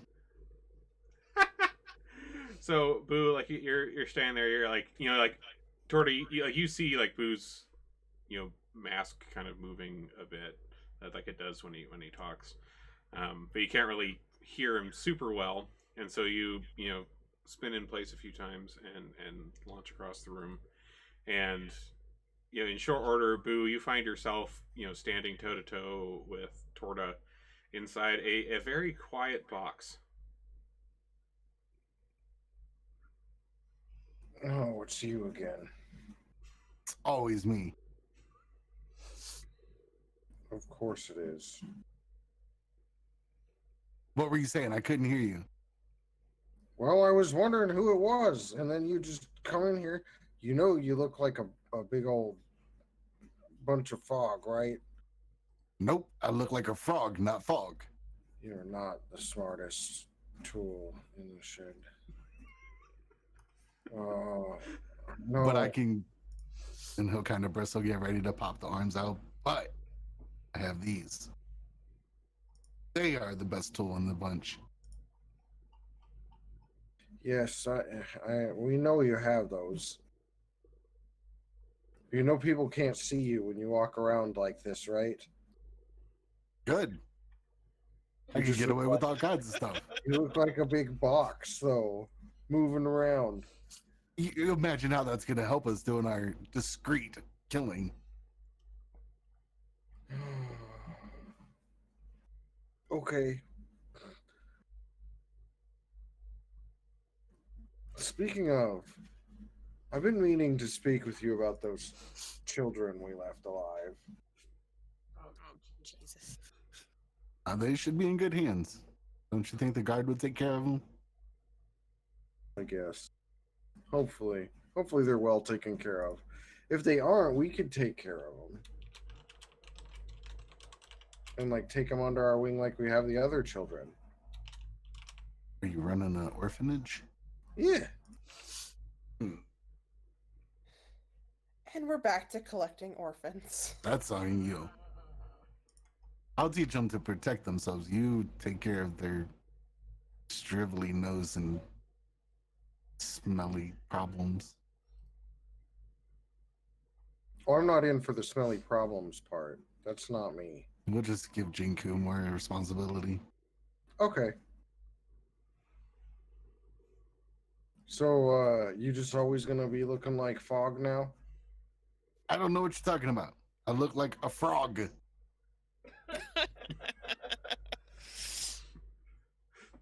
This is very convenient that it worked out that way.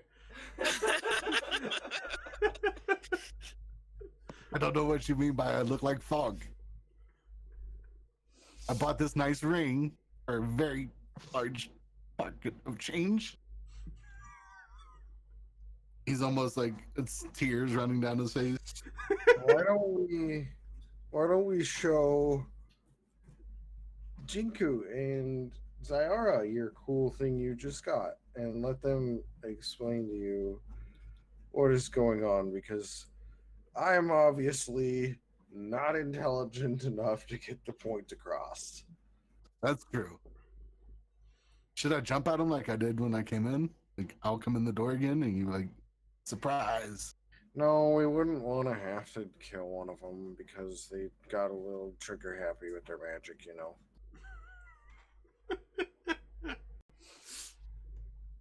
I'm all about having fun though. Be slow. Make like ghost noises and we'll see if we can scare Jinku. Let's go find her. Come on. Okay. And what if she's with the kids? I don't want to hear them cry. Oh, the kids will be fine. Shh. Don't worry about the kids. PTSD is not a thing yet. They're not gonna have any trauma, nothing. I can knock them out. They won't remember. Yet. Oh man, whoever invented PTSD, that asshole. It's the government. All right. So, do we find them? Yeah. So you kind of go looking around. Jinku is upstairs in kind of like the house part of the house with one of the cats. And so like Torty, you like come up the stairs and like Jinku, like you're like you're just like sitting in like one of the chairs up here, like not really paying attention to anything else but this cat. And like the cat in your lap suddenly like stiffens up and like back arched and then like jumps off your lap and like runs under the nearby table. Jenko. Jenko, do you Mom? hear me? Mom, is that you?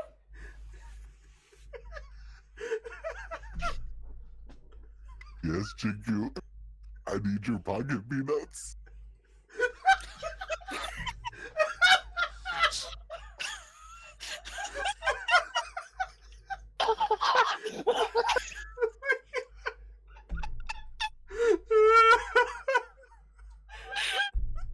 gonna need all your pocket peanuts, Jinku.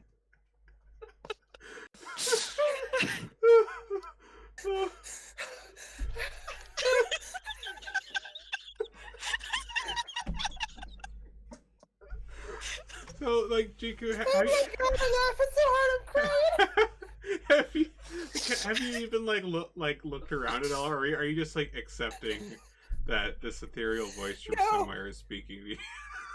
So, I mean, I thought, maybe it's my mom, but as soon as they asked for my pocket peanuts, I knew it wasn't my mom. Like, you're not my mom! Who the hell are you? I'm your Lord and Savior, Jinku. I need pocket peanuts. I don't have a Lord and Savior. Do you have a pamphlet I could read? Boo, are you like watching this just from the stairs? Yeah. Oh yeah. I'm just. It ain't my problem anymore. I just set the balls in motion and I just observe. Oh my god. Out of character, that was not originally how I planned on reacting to this. It just came out. This is fantastic. Has she seen? I'm still waiting for the pamphlet. Has she seen the fog though? I guess, Jinku, would you have like turned towards the source of this sound, or are you? I mean, she's probably looking around, but her whole damn life is a fog, so. Fair.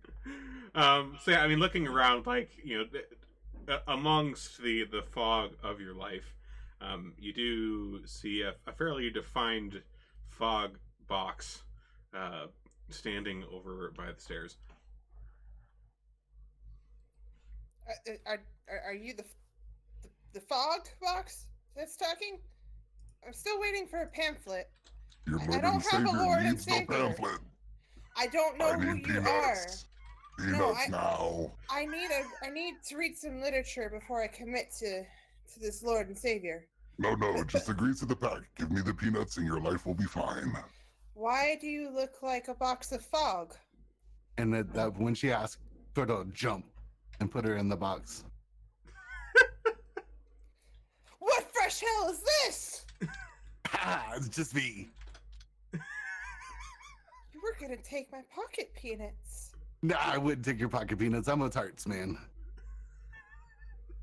I was just pulling your leg. That was a good one. Why do you look like fog? Why does everybody say I look like fog? I'm a frog. Frog. But you look like weather.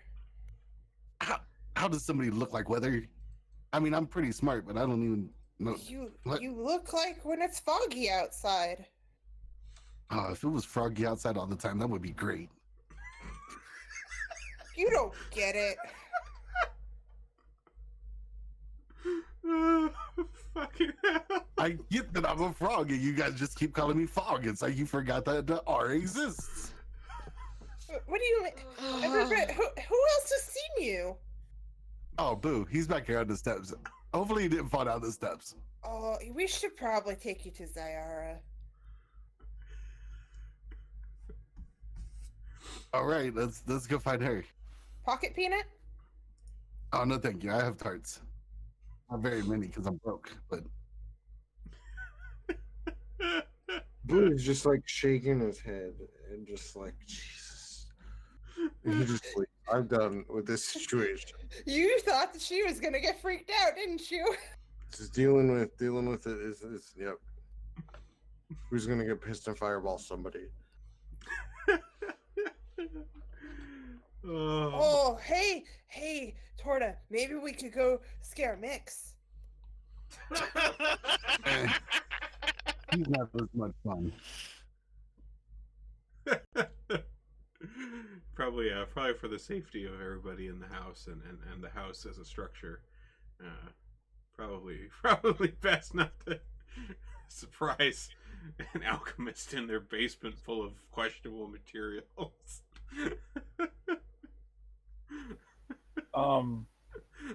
Actually, that would be hilarity because Mix has booby traps down there. So, Jesus.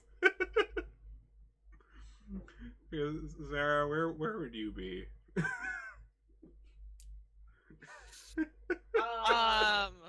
I'm probably just like up in the residential area of the tavern reading. Okay.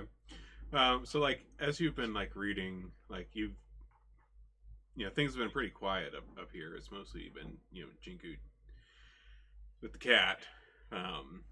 And like you couldn't really hear super. Is the cat on my lap? One of them is. Yes. Edna is with you. I had Bert. The hell then Bert. Score. All right. So like you had your door shut. You're in here reading with Edna, and like you heard this like weird, deep voice coming from outside the door. Didn't really make out very clearly like what it was. It was kind of a low register. It didn't carry very well through the door. But definitely not nothing that you recognized. What were you doing there?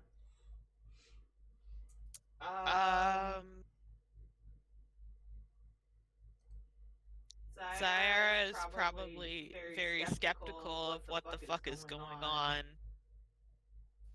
And I need all your purple stuff. Give me all your purple stuff as a sacrifice. And she's gonna cast Detect Magic. Okay.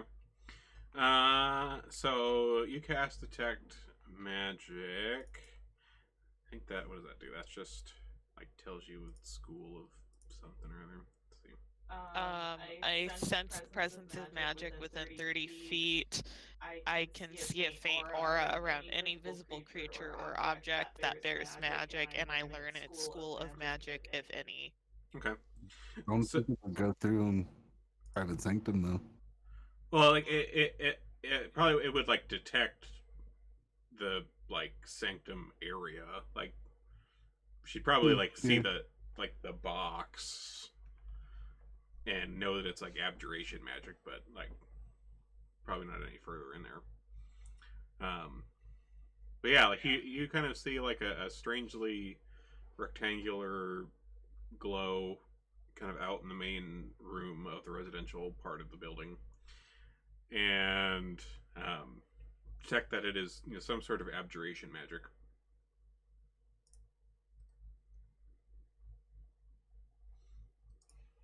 Okay. All your purple stuff, Zaira. All your purple collected stuff. Do you walk out of your room at all, Zara? When it asks for her purple stuff and calls her by name, she immediately is suspicious that this is one of them trying to pull a prank on her. So she's like, identify yourself or I'm going to slap you with necrotic damage for all I'm worth.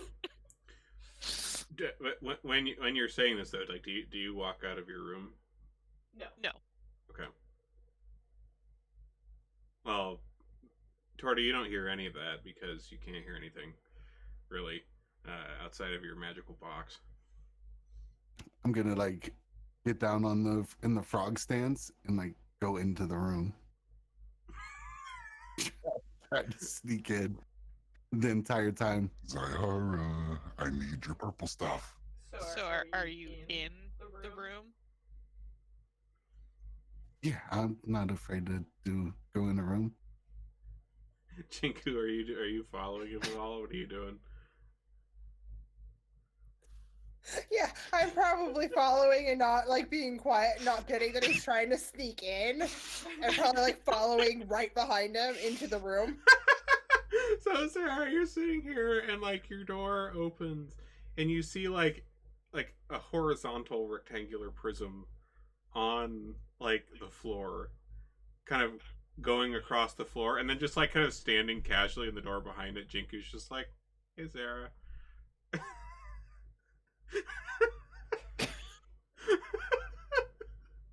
just like Hi. how's the book? How's Edna? Like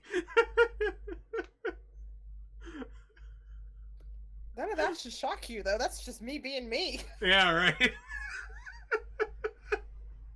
Zyra's just kind of like glaring at this like blurry prism. And she's like, I don't know which one of you is hiding in that talking mist, but if you don't tell me who you are, I am going to slap you with necrotic damage. And she's going to ready inflict wounds. I'll pop up and, like, since I can't hear, I'll just envelop her in the circle or in the square. So she's not gonna like that. So Zara, like as you're like readying this, you suddenly find yourself face to face with Torta, and he's just kind of like grinning at you. So I just realized something to kind of like picture what this box looks like. If you've seen the 1981 movie Dune, and you remember how like shitty those like shields, like energy shields that they had in that one for special effects, where it was like literally like a box that was like hazy around them, like that kind of. Oh god, that was awful. Yeah, right. those 1981 3D CGI boxy personal shield graphics. Looks kind of like that, I guess. That'd be a way to think of them. But yeah, Sarah, like you're kind of readying this spell, and like suddenly you just find your like just Tortoise right there, just grinning stupidly at you. Why the fuck are you in a box of mist? What? Everybody else has called me a fog. What do you mean, a box of mist?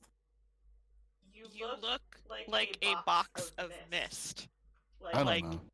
No one can see you. You are just a moving mass of smoke.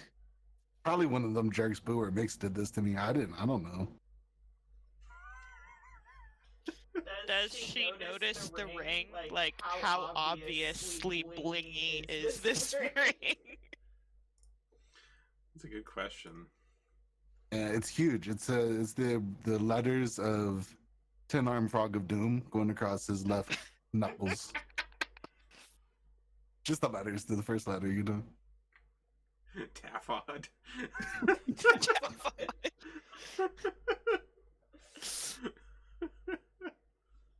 It like sticks oddly off the left pinky, like it's pretty tacky. Like it's almost like you know how tacky those like stupid ass like varsity rings you get in like high school. It's like that kind of like very obviously, especially considering that Torta usually doesn't wear anything. Yeah, it sticks out. So now that she's in the cube, would her detect magic be glowing an aura around the ring specifically? Yeah, I'd say I put it if you're in the cube. Mm-hmm. Okay. So she will notice the ring, and she's going to put it together that it's being caused by the ring, and she's going to be like, it wasn't one of them, it's this ring. Where did you get that? I went to a shop and paid a fortune for it. Like literally a fortune. Can I borrow but $20? It's really, really good. It's had a much better effect than I thought it would. Well, if you were trying to hide yourself from everyone, then yes, it works quite well. If you're trying to be undetectable visually, I feel like you stick out a bit. I mean, you have to be in like lighted situations to see me, right? Like, could you imagine if I popped in on the dark? You wouldn't even know. That's true, I suppose, but how are any of us supposed to interact with you if you wear that?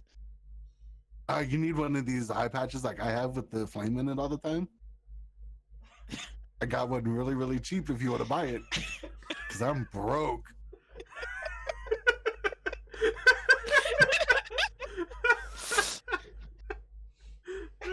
Like 50 gold? Oh my God.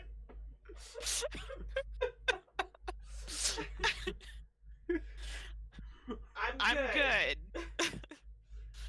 Me too. What are we talking about?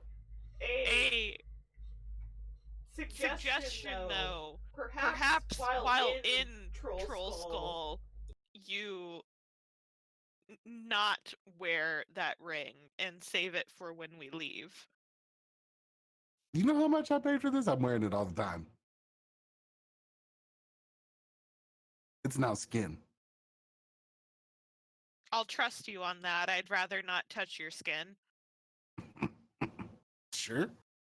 Not hungry? Not that hungry. Well, this wasn't as fun as Jinka. That was fun. I'm sure it was. You're just lucky that you revealed yourself before I slapped you. I'll be okay.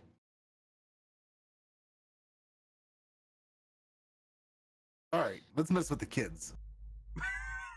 Let's not traumatize the poor children. Oh man, that's fair. they've had a rough little while. All right, so well,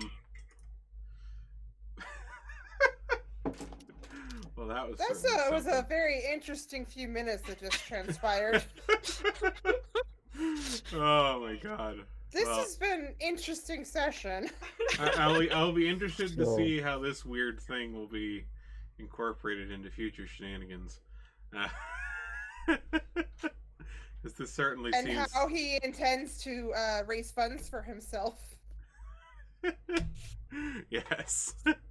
He just has to, you know, bribe the rest of us to buy stuff for him. I mean, I have or almost he can have a 800 bake gold. sale. He loves tarts. He could have a bake sale. Yeah, I had a ton of gold until it took me, what, 1,000 to get that stupid mark off my forehead? Yeah, that wasn't cheap. Had to do like a full like restoration or something, whatever it was. Yeah, I had to pay for a greater restoration. Yeah, that's what it was. That's like a 6th or 7th level spell. Nobody said this group made a lot of good decisions. Sayara does. Well, at least Nobody someone does. else in this group makes good decisions. I make decent decisions. I don't know what you're talking about. I think this ring was a great decision. Boo tried to... Well, Boo did cut Torta's eye out. What are you talking about? Good decisions. Hey, listen, the eye is here. It's fine. He was a willing participant. I'll flip the eye patch up. I'm like, that it's makes fine. It okay. It's fine. It grew back. I'm dexterity, or I don't know. Regenerative. Words. Yeah, there you go. We both knew it could come back. That one was just for fun. I'll cut yours out if you want. No. While this is going on, Mix has been down in the basement, so he's going to walk up carrying a piece of parchment and go, "What's up with the fog?" It's a frog. A frog in the fog. There's a frog. I can't hear him, so I'm just standing there like ignoring him. Then you see I'll like slide the ring off, look around, slide the ring back on, do it a couple times. How like wide is this cube? If Torta's like 10 arms come out, are they gonna just like be popping out of this cube? That's the effect. Let's see. That's a good question. I think I feel like that would be even more terrifying. Like, I'm not sure if it like changes size, because like at least from what it sounds like when it's like cast, it like you cast it as like a fixed size, and so it's like, you know, it's not too much larger than like just a round Boo. So if he like popped his arms out and was like wailing on stuff, you know, maybe like the lower, like the upper part of the arms close to his body would be like in the fog, but there'd be like fists coming out. Can you just imagine like you're in a dark alley, you think you're alone, and then bam, glowing Shia arms LaBeouf. out of nowhere. Actual cannibal Shia Mixed LaBeouf. fists.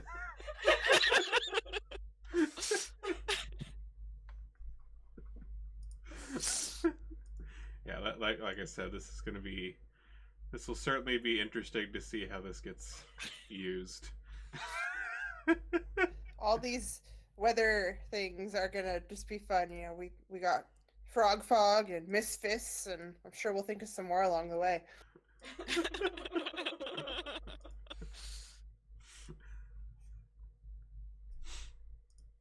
Summoning punches out of bowls of punch.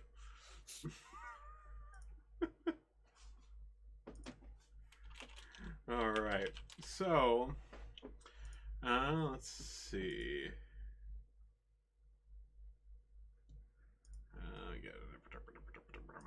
Hey Mix, did you get the trap set up? The booby traps? Yes, I did. We might want to tell the kids not to play around the south end of the building, because if they set one of those off, they'll knock themselves out.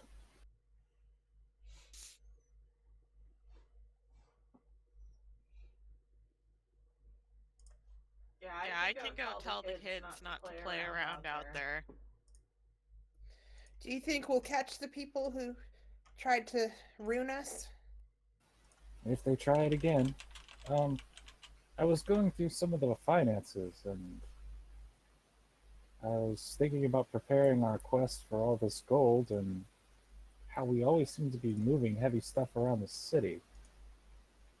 Currently, we have that fog is going to bother me.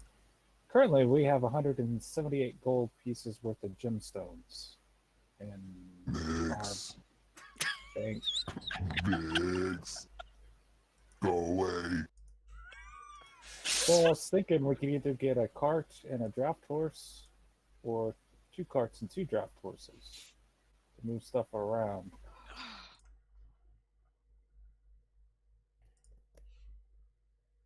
What if instead we invested in me learning polymorph, and we just used you as a draft horse? Is Jinku still in the square? I mean, I think at this point, like I don't think anybody's in the square but you at the moment. If you have the ring on, I'm gonna edge up and ask, like, put Jinku in the mist and ask for a pocket peanut. I will oblige and give him a pocket peanut. I'm gonna move back and wait till Mick starts talking and throw it at him.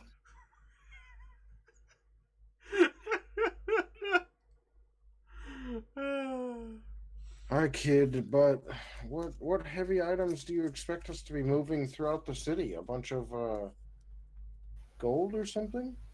Well, if we find this stash, 6 million gold pieces, that weighs quite a lot. By my calculations, it would take 2 carts and 2 draft horses to haul that. What if we invested in a bag of holding instead?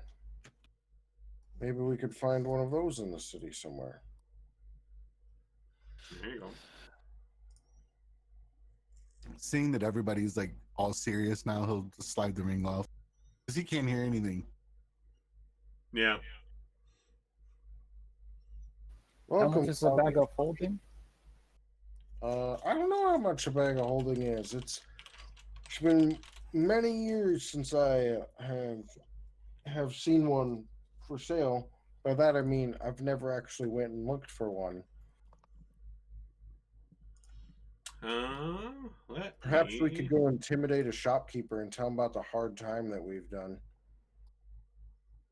Show him your tear tattoos. Yeah. You know what this means.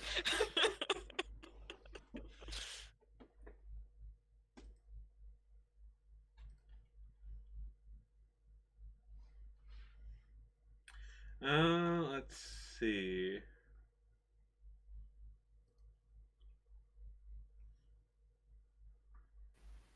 Well, you're not really sure like how much one would be, like much less if such a thing would even be being sold. I mean, like they're not particularly common, and anybody who has one would probably not be particularly willing to part with it. You'd probably have more luck trying to like find one, somewhere. Like there isn't a bag of holding RS. Why not? Why not? We should find somebody with a bag of holding and murder them and take it. I'm down. We can use the new ring. We can hide it from everybody. Okay. Have you guys seen anybody with a bag of holding? And like, I'll ask a little loud, like if we're in the bar area or whatever. Yeah, you're probably still up in like the residence area right now. What do you guys think? Find bag of holding owner, kill him, take bag of holding. We've gotten very comfortable with murder, haven't we? Yeah, I'm quite comfortable. Thank you for the compliment. I would rather not resort to murder. How much weight did you figure that was all going to be, Mix? Well, one gold piece. Oh man. Why do you have to go and ask him? Now he doesn't know. Math is hard. I've looked it all up, but I can't remember which number is which on my formula here.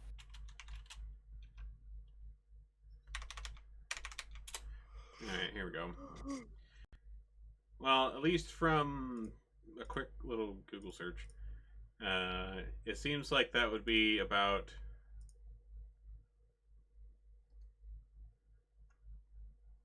120,000 pounds.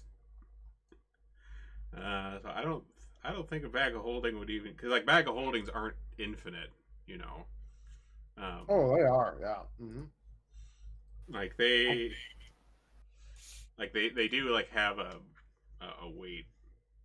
I mean, maybe there might be one, but that would be incredibly rare.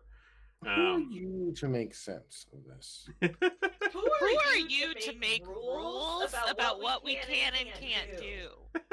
How dare you? What gives you the right?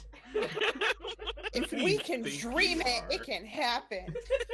Through our Lord and Savior Jesus Christ, all things are possible. Okay, 1.6 ounces is the weight of one gold piece. Yeah, so yeah, it would end up being a pretty significant amount of weight. At least from what I am seeing around, bag of holdings typically, like, they always weigh like 15 pounds, but they can carry like I'm seeing some variants of like 500 or like 1,000 pounds, and this like amount of gold, is like 100,000 pounds of gold. Maybe instead of transporting the gold, once we find it, we just live there. Just like build a shack and just live in build our house out of gold. Live in the mystery vault.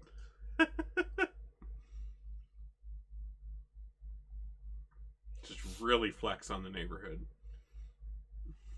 Oh. Yeah, I forgot one of the zeros. So I messed up from the beginning. Yeah, it would. I thought it was going to be like 1,200 pounds, which 2 carts would handle. Yeah, I know, it's like 120,000. Actually, it's 122,000 pounds. So Oh, we would need an elephant, and we could haul it. I don't think Where do you expect to get an elephant? Hello. We enlarge Jinku, duh.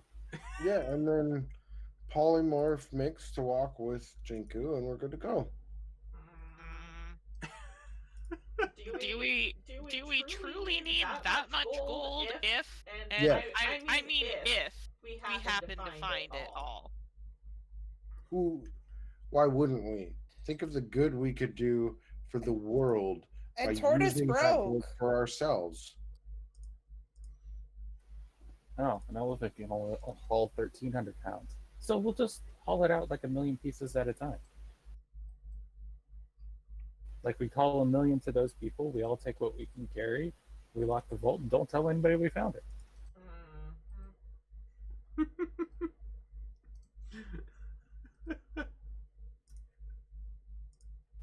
Whenever we get broke, we go get more. That sounds like a good method. And if any of us speaks about it to others, we agree to murder that person, right? This is one we all take to the grave, the 5 of us. As long as I get to do the murdering. All right. When did we get so comfortable with murder? I'm not really sure. I've always been comfortable with murder. You're just now figuring it out. I left a very law-abiding country because of it. I just didn't tell you. Or if you're uncomfortable with murder, that's okay, because seems like Torta and I can just do the murdering, and you don't need to worry about that part of it when the time comes. Jinku, I think you and I are the only ones with any morals left in this group. Look, what happens in the box, what happens in the box stays in the box of mist. Hey, he finally gets it. Somebody said mist, not frog. Yeah. It's the only way we got through to him.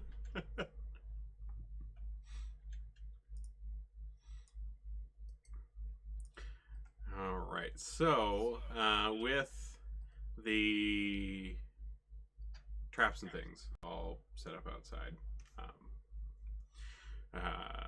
like are any of you like staying up to keep like watch on those at all, or are you just like you're gonna have them go, and then if somebody gets whackered, they'll be out there in the morning, or like what do you? What's the strategy here?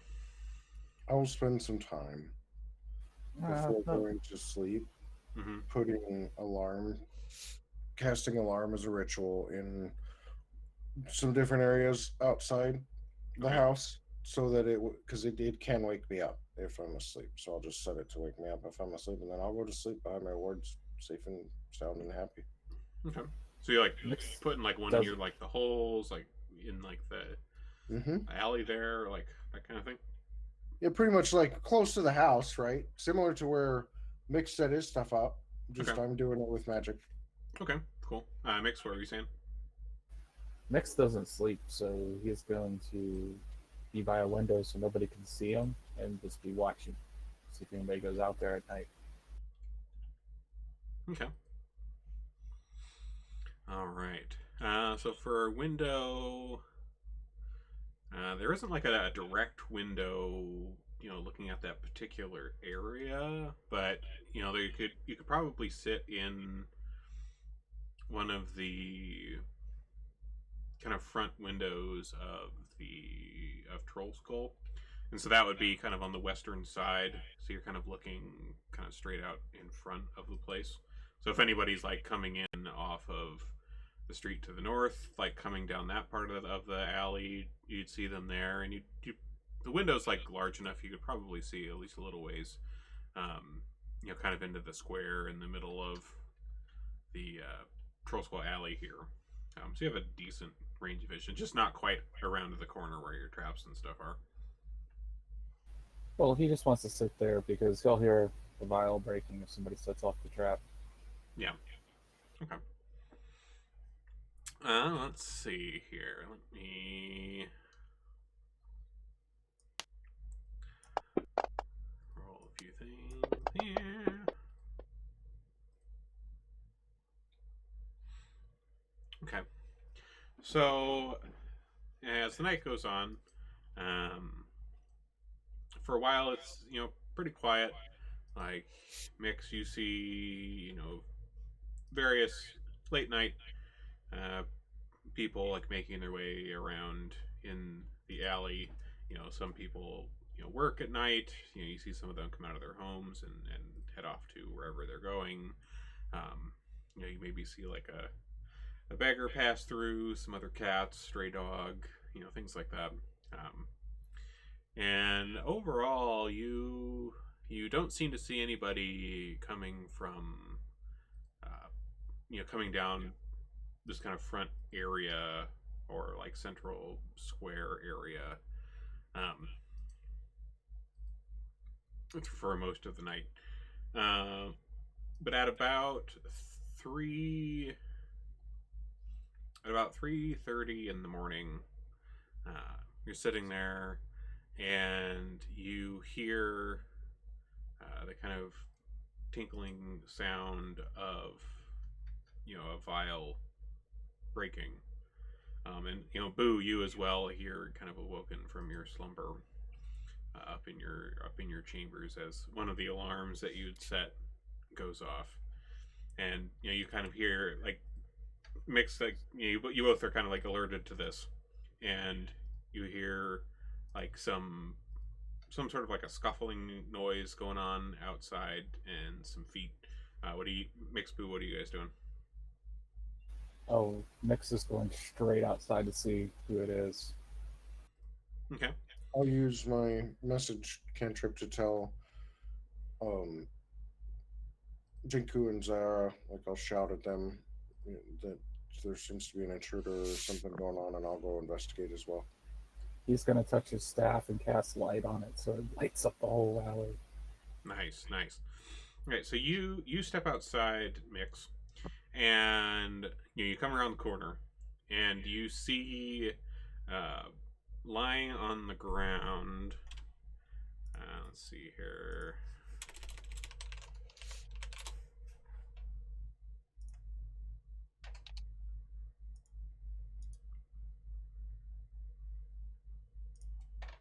Unconscious. A creature that looks like this.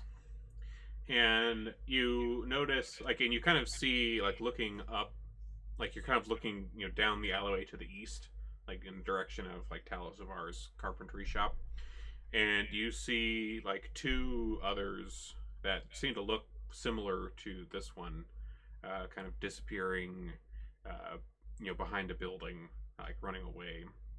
And, like, you kind of walk over and you're, like, taking a look at the one that's here unconscious on the ground. And it looks like, they came up to the wall here. You see that it almost looks like the others that were with him, like, for a moment, tried to, like, pull him back after he got knocked out. But, then heard, the door opening and you come out and fled. So for the moment, it's just this one, unconscious on the ground. I'm going to go out into the middle of the alley and scream for guards. Because I'm pissed. Sure. And I don't want to get in trouble again. Oh no, Sayara is trapped by a cat and can't deal with the guards. So it doesn't take too long for some guards to show up. Like, there's still a few kind of in the area. They were just kind of posted up kind of on the northern end, like more of on that main street to the north of Troll Skull. And, they come, running around. They see you standing in there in the middle of the road, Mix, and they're like, yes, what seems to be the trouble? I point at the were-rat, and I say, somebody has been sabotaging our business, so we set up a booby trap to knock them out, and that's what's just set off our booby trap. And the the guards kind of like look over like the were rat here on the ground, and they kind of see the like the remains of like the top half of the vial that's still like attached to the thread or whatever. The bottom half's shattered off, and one of them kind of looks at you and says, "Well, that's certainly an ingenious bit of a way to go about it. Thanks for thanks for not causing bloodshed, I guess. I appreciate it." If you bind him, you can shake him and wake him up. Well, thank you. And he kind of reaches into his little side satchel here, and pulls out a bit of rope, and binds the hands and feet of this were-rat here, and then he kind of shakes it awake, and this were-rat wakes up, and sees you all here, sees it's bound, kind of starts wriggling frantically, being like, "Hey, let me out of this! I didn't do nothing."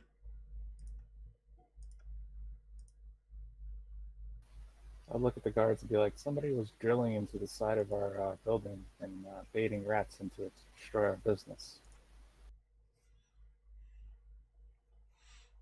Well, were they now? Where were they? Where were they doing that? I'll show him the patched holes. Okay. He kind of comes over and looks over them and kind of nods his head and says, well, this... I feel like we'd heard some complaints from some of the others in the neighborhood here that they were getting kind of crude carvings in their homes, or on the outside walls of their homes. And he kind of turns back around and kind of looks at this were-rat on the ground and kind of spits onto the cobblestones like near the thing's feet and says, "I think this is one of the Shard Shunner gang. They've been kind of causing petty troubles around in the area for some time." And the were-rat that's on the ground kind of continues wriggling. He's like, "We didn't have nothing to do with it. We didn't do anything wrong." I'll lean down to him and I'll open my mask and point at my tattoo on my face. And I'll say, "You want to know what I do to people like you? People that don't respect another person's property?" What? What are you going to do to me? Nothing. I will do nothing to you. But I will hunt your family down and I will eat them. Well, you probably wouldn't like the taste very much. You little runt.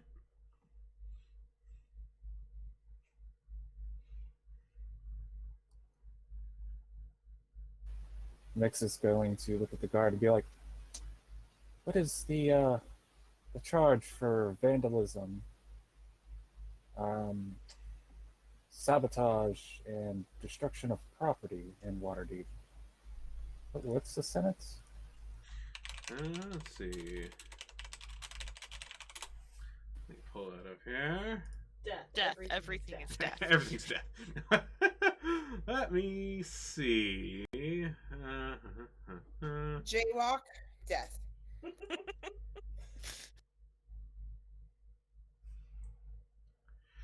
Let's see. It looks like,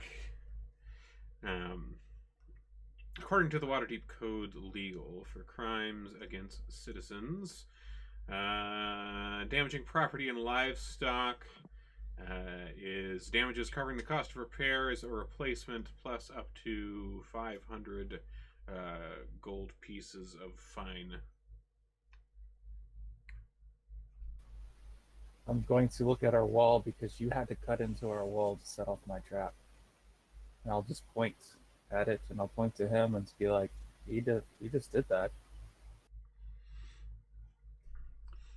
And the were-rat here on the ground continues to protest, and the other guard kind of steps forward and says, "Gonna have to take a look over you here."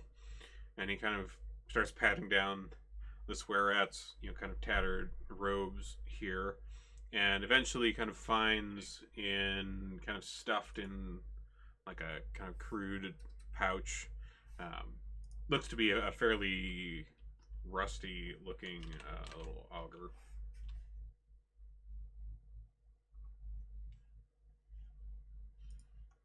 Well, looks like this seems to be more than enough evidence.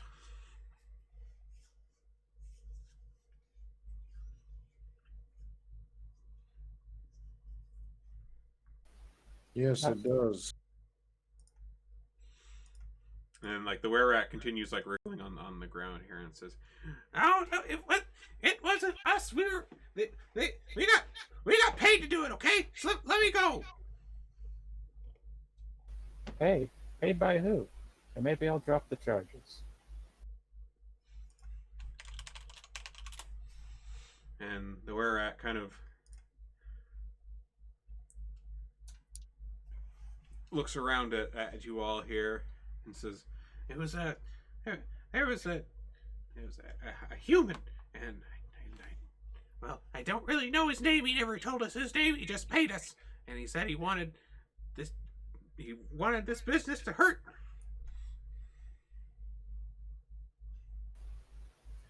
Sorry, that's not enough information. I guess the guards can take him. I'm tired. I'm ready to go rest.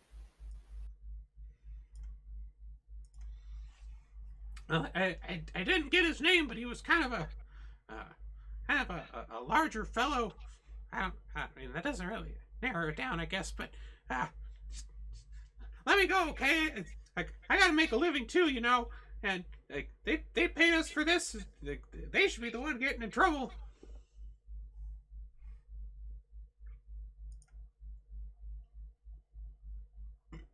Does being paid for a crime absolve you from the crime? I'm going to look at one of the guards, hoping that they catch on that I'm trying to trick this guy into giving us information. And let's see. I'm gonna have the guard. Let me kind of roll an insight. Let's see if he picks up on it. Oops. Here we go. Nice. Okay, so like you kind of say this in kind of a way that implies you're kind of meaning something else, and you see like one of the guards kind of looking at you as you're saying this, and he kind of nods a little bit, and he says, "Well, I guess we could be persuaded to overlook something as petty as this, if you have other information."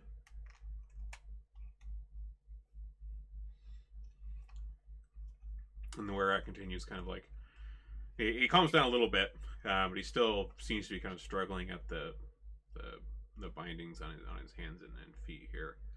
And he says, "Well, I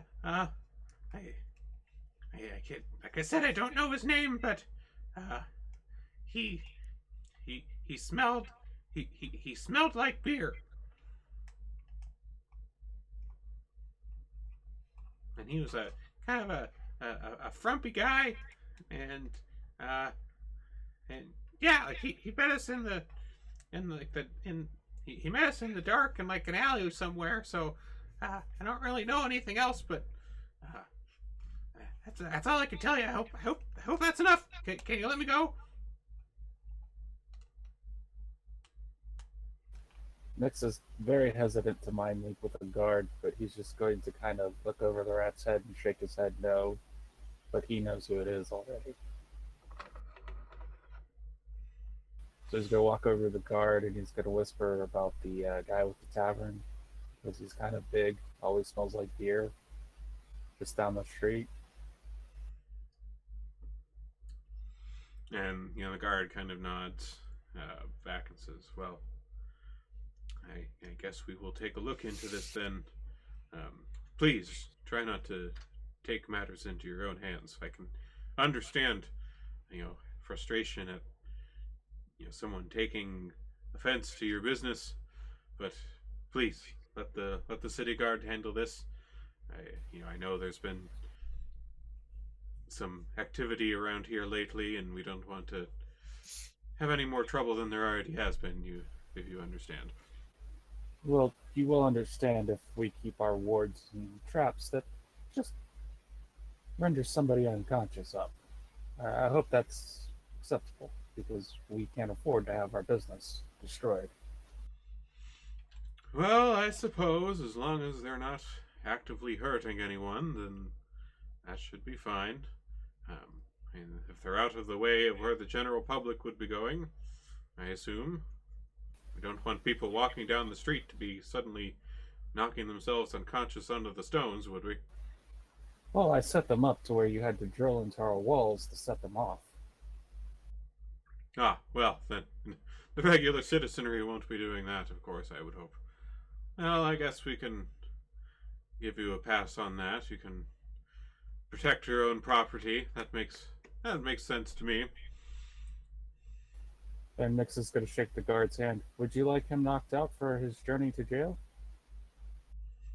And the guard kind of chuckles a little bit and says, "Oh no, we can take care of that on our own." Well, thank you, good sir. And so the two guards, they kind of pick up this where we're at here, and like as they're kind of hauling him away here, you can see that he kind of like changes back into his like normal form. He's kind of a disheveled looking little halfling. Like he seems like his cheeks are very gaunt, and it doesn't seem to it's probably been going hungry for quite a while. It seems like he's had a bit of a cruddy life. Definitely not as well to do and chunky as Broxley Fairkettle or some of the other halflings that you've seen around here. But he continues kind of protesting a bit, and you see one of the guards as he's kind of wriggling a bit and protesting as they're hauling him away. Kind of with like the butt of his weapon kind of smacks him on the back of the head, knocks him back out, and chuckles a little bit. And they haul him off to, assumedly to some sort of jail for his petty crimes.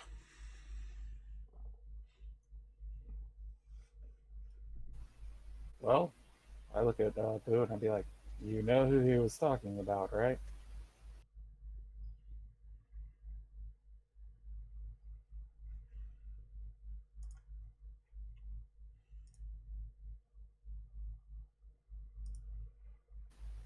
The were-rat?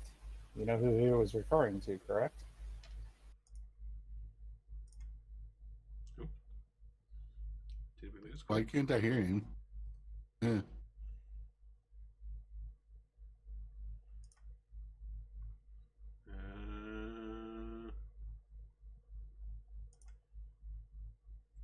He doesn't say he's muted or anything. And he's smiling and like stroking himself like he's enjoying this. No, he's talking, but we can't hear him. Oh. Nah, we can't hear you, man. Oh, now he's going back. Well, there we go. Yep, we can hear you. Oh. Yeah, I was agreeing. I said, yeah, I know who that is, and then we should go talk to him. I'm gonna go into my basement to make another vial of essence of ether. Actually, I might make some more. Hopefully my yeast culture allows me to make plenty. Reset up this trap, and let's see what the city guard does tomorrow. If they don't handle it, we will. Okay, deal. We have a foggy, misty Froggadoon. He has no clue. He's still sleeping. Snoring very loud. Yeah, that's true. Boo didn't message him. Nope. He told me not to. You took that a little bit further. He said address first. Like warning. So Nix is going to go back down into his basement and make more of these handy little vials. He thinks they're going to come in really handy on our adventures. But I can only make like one a day with this culture. All right.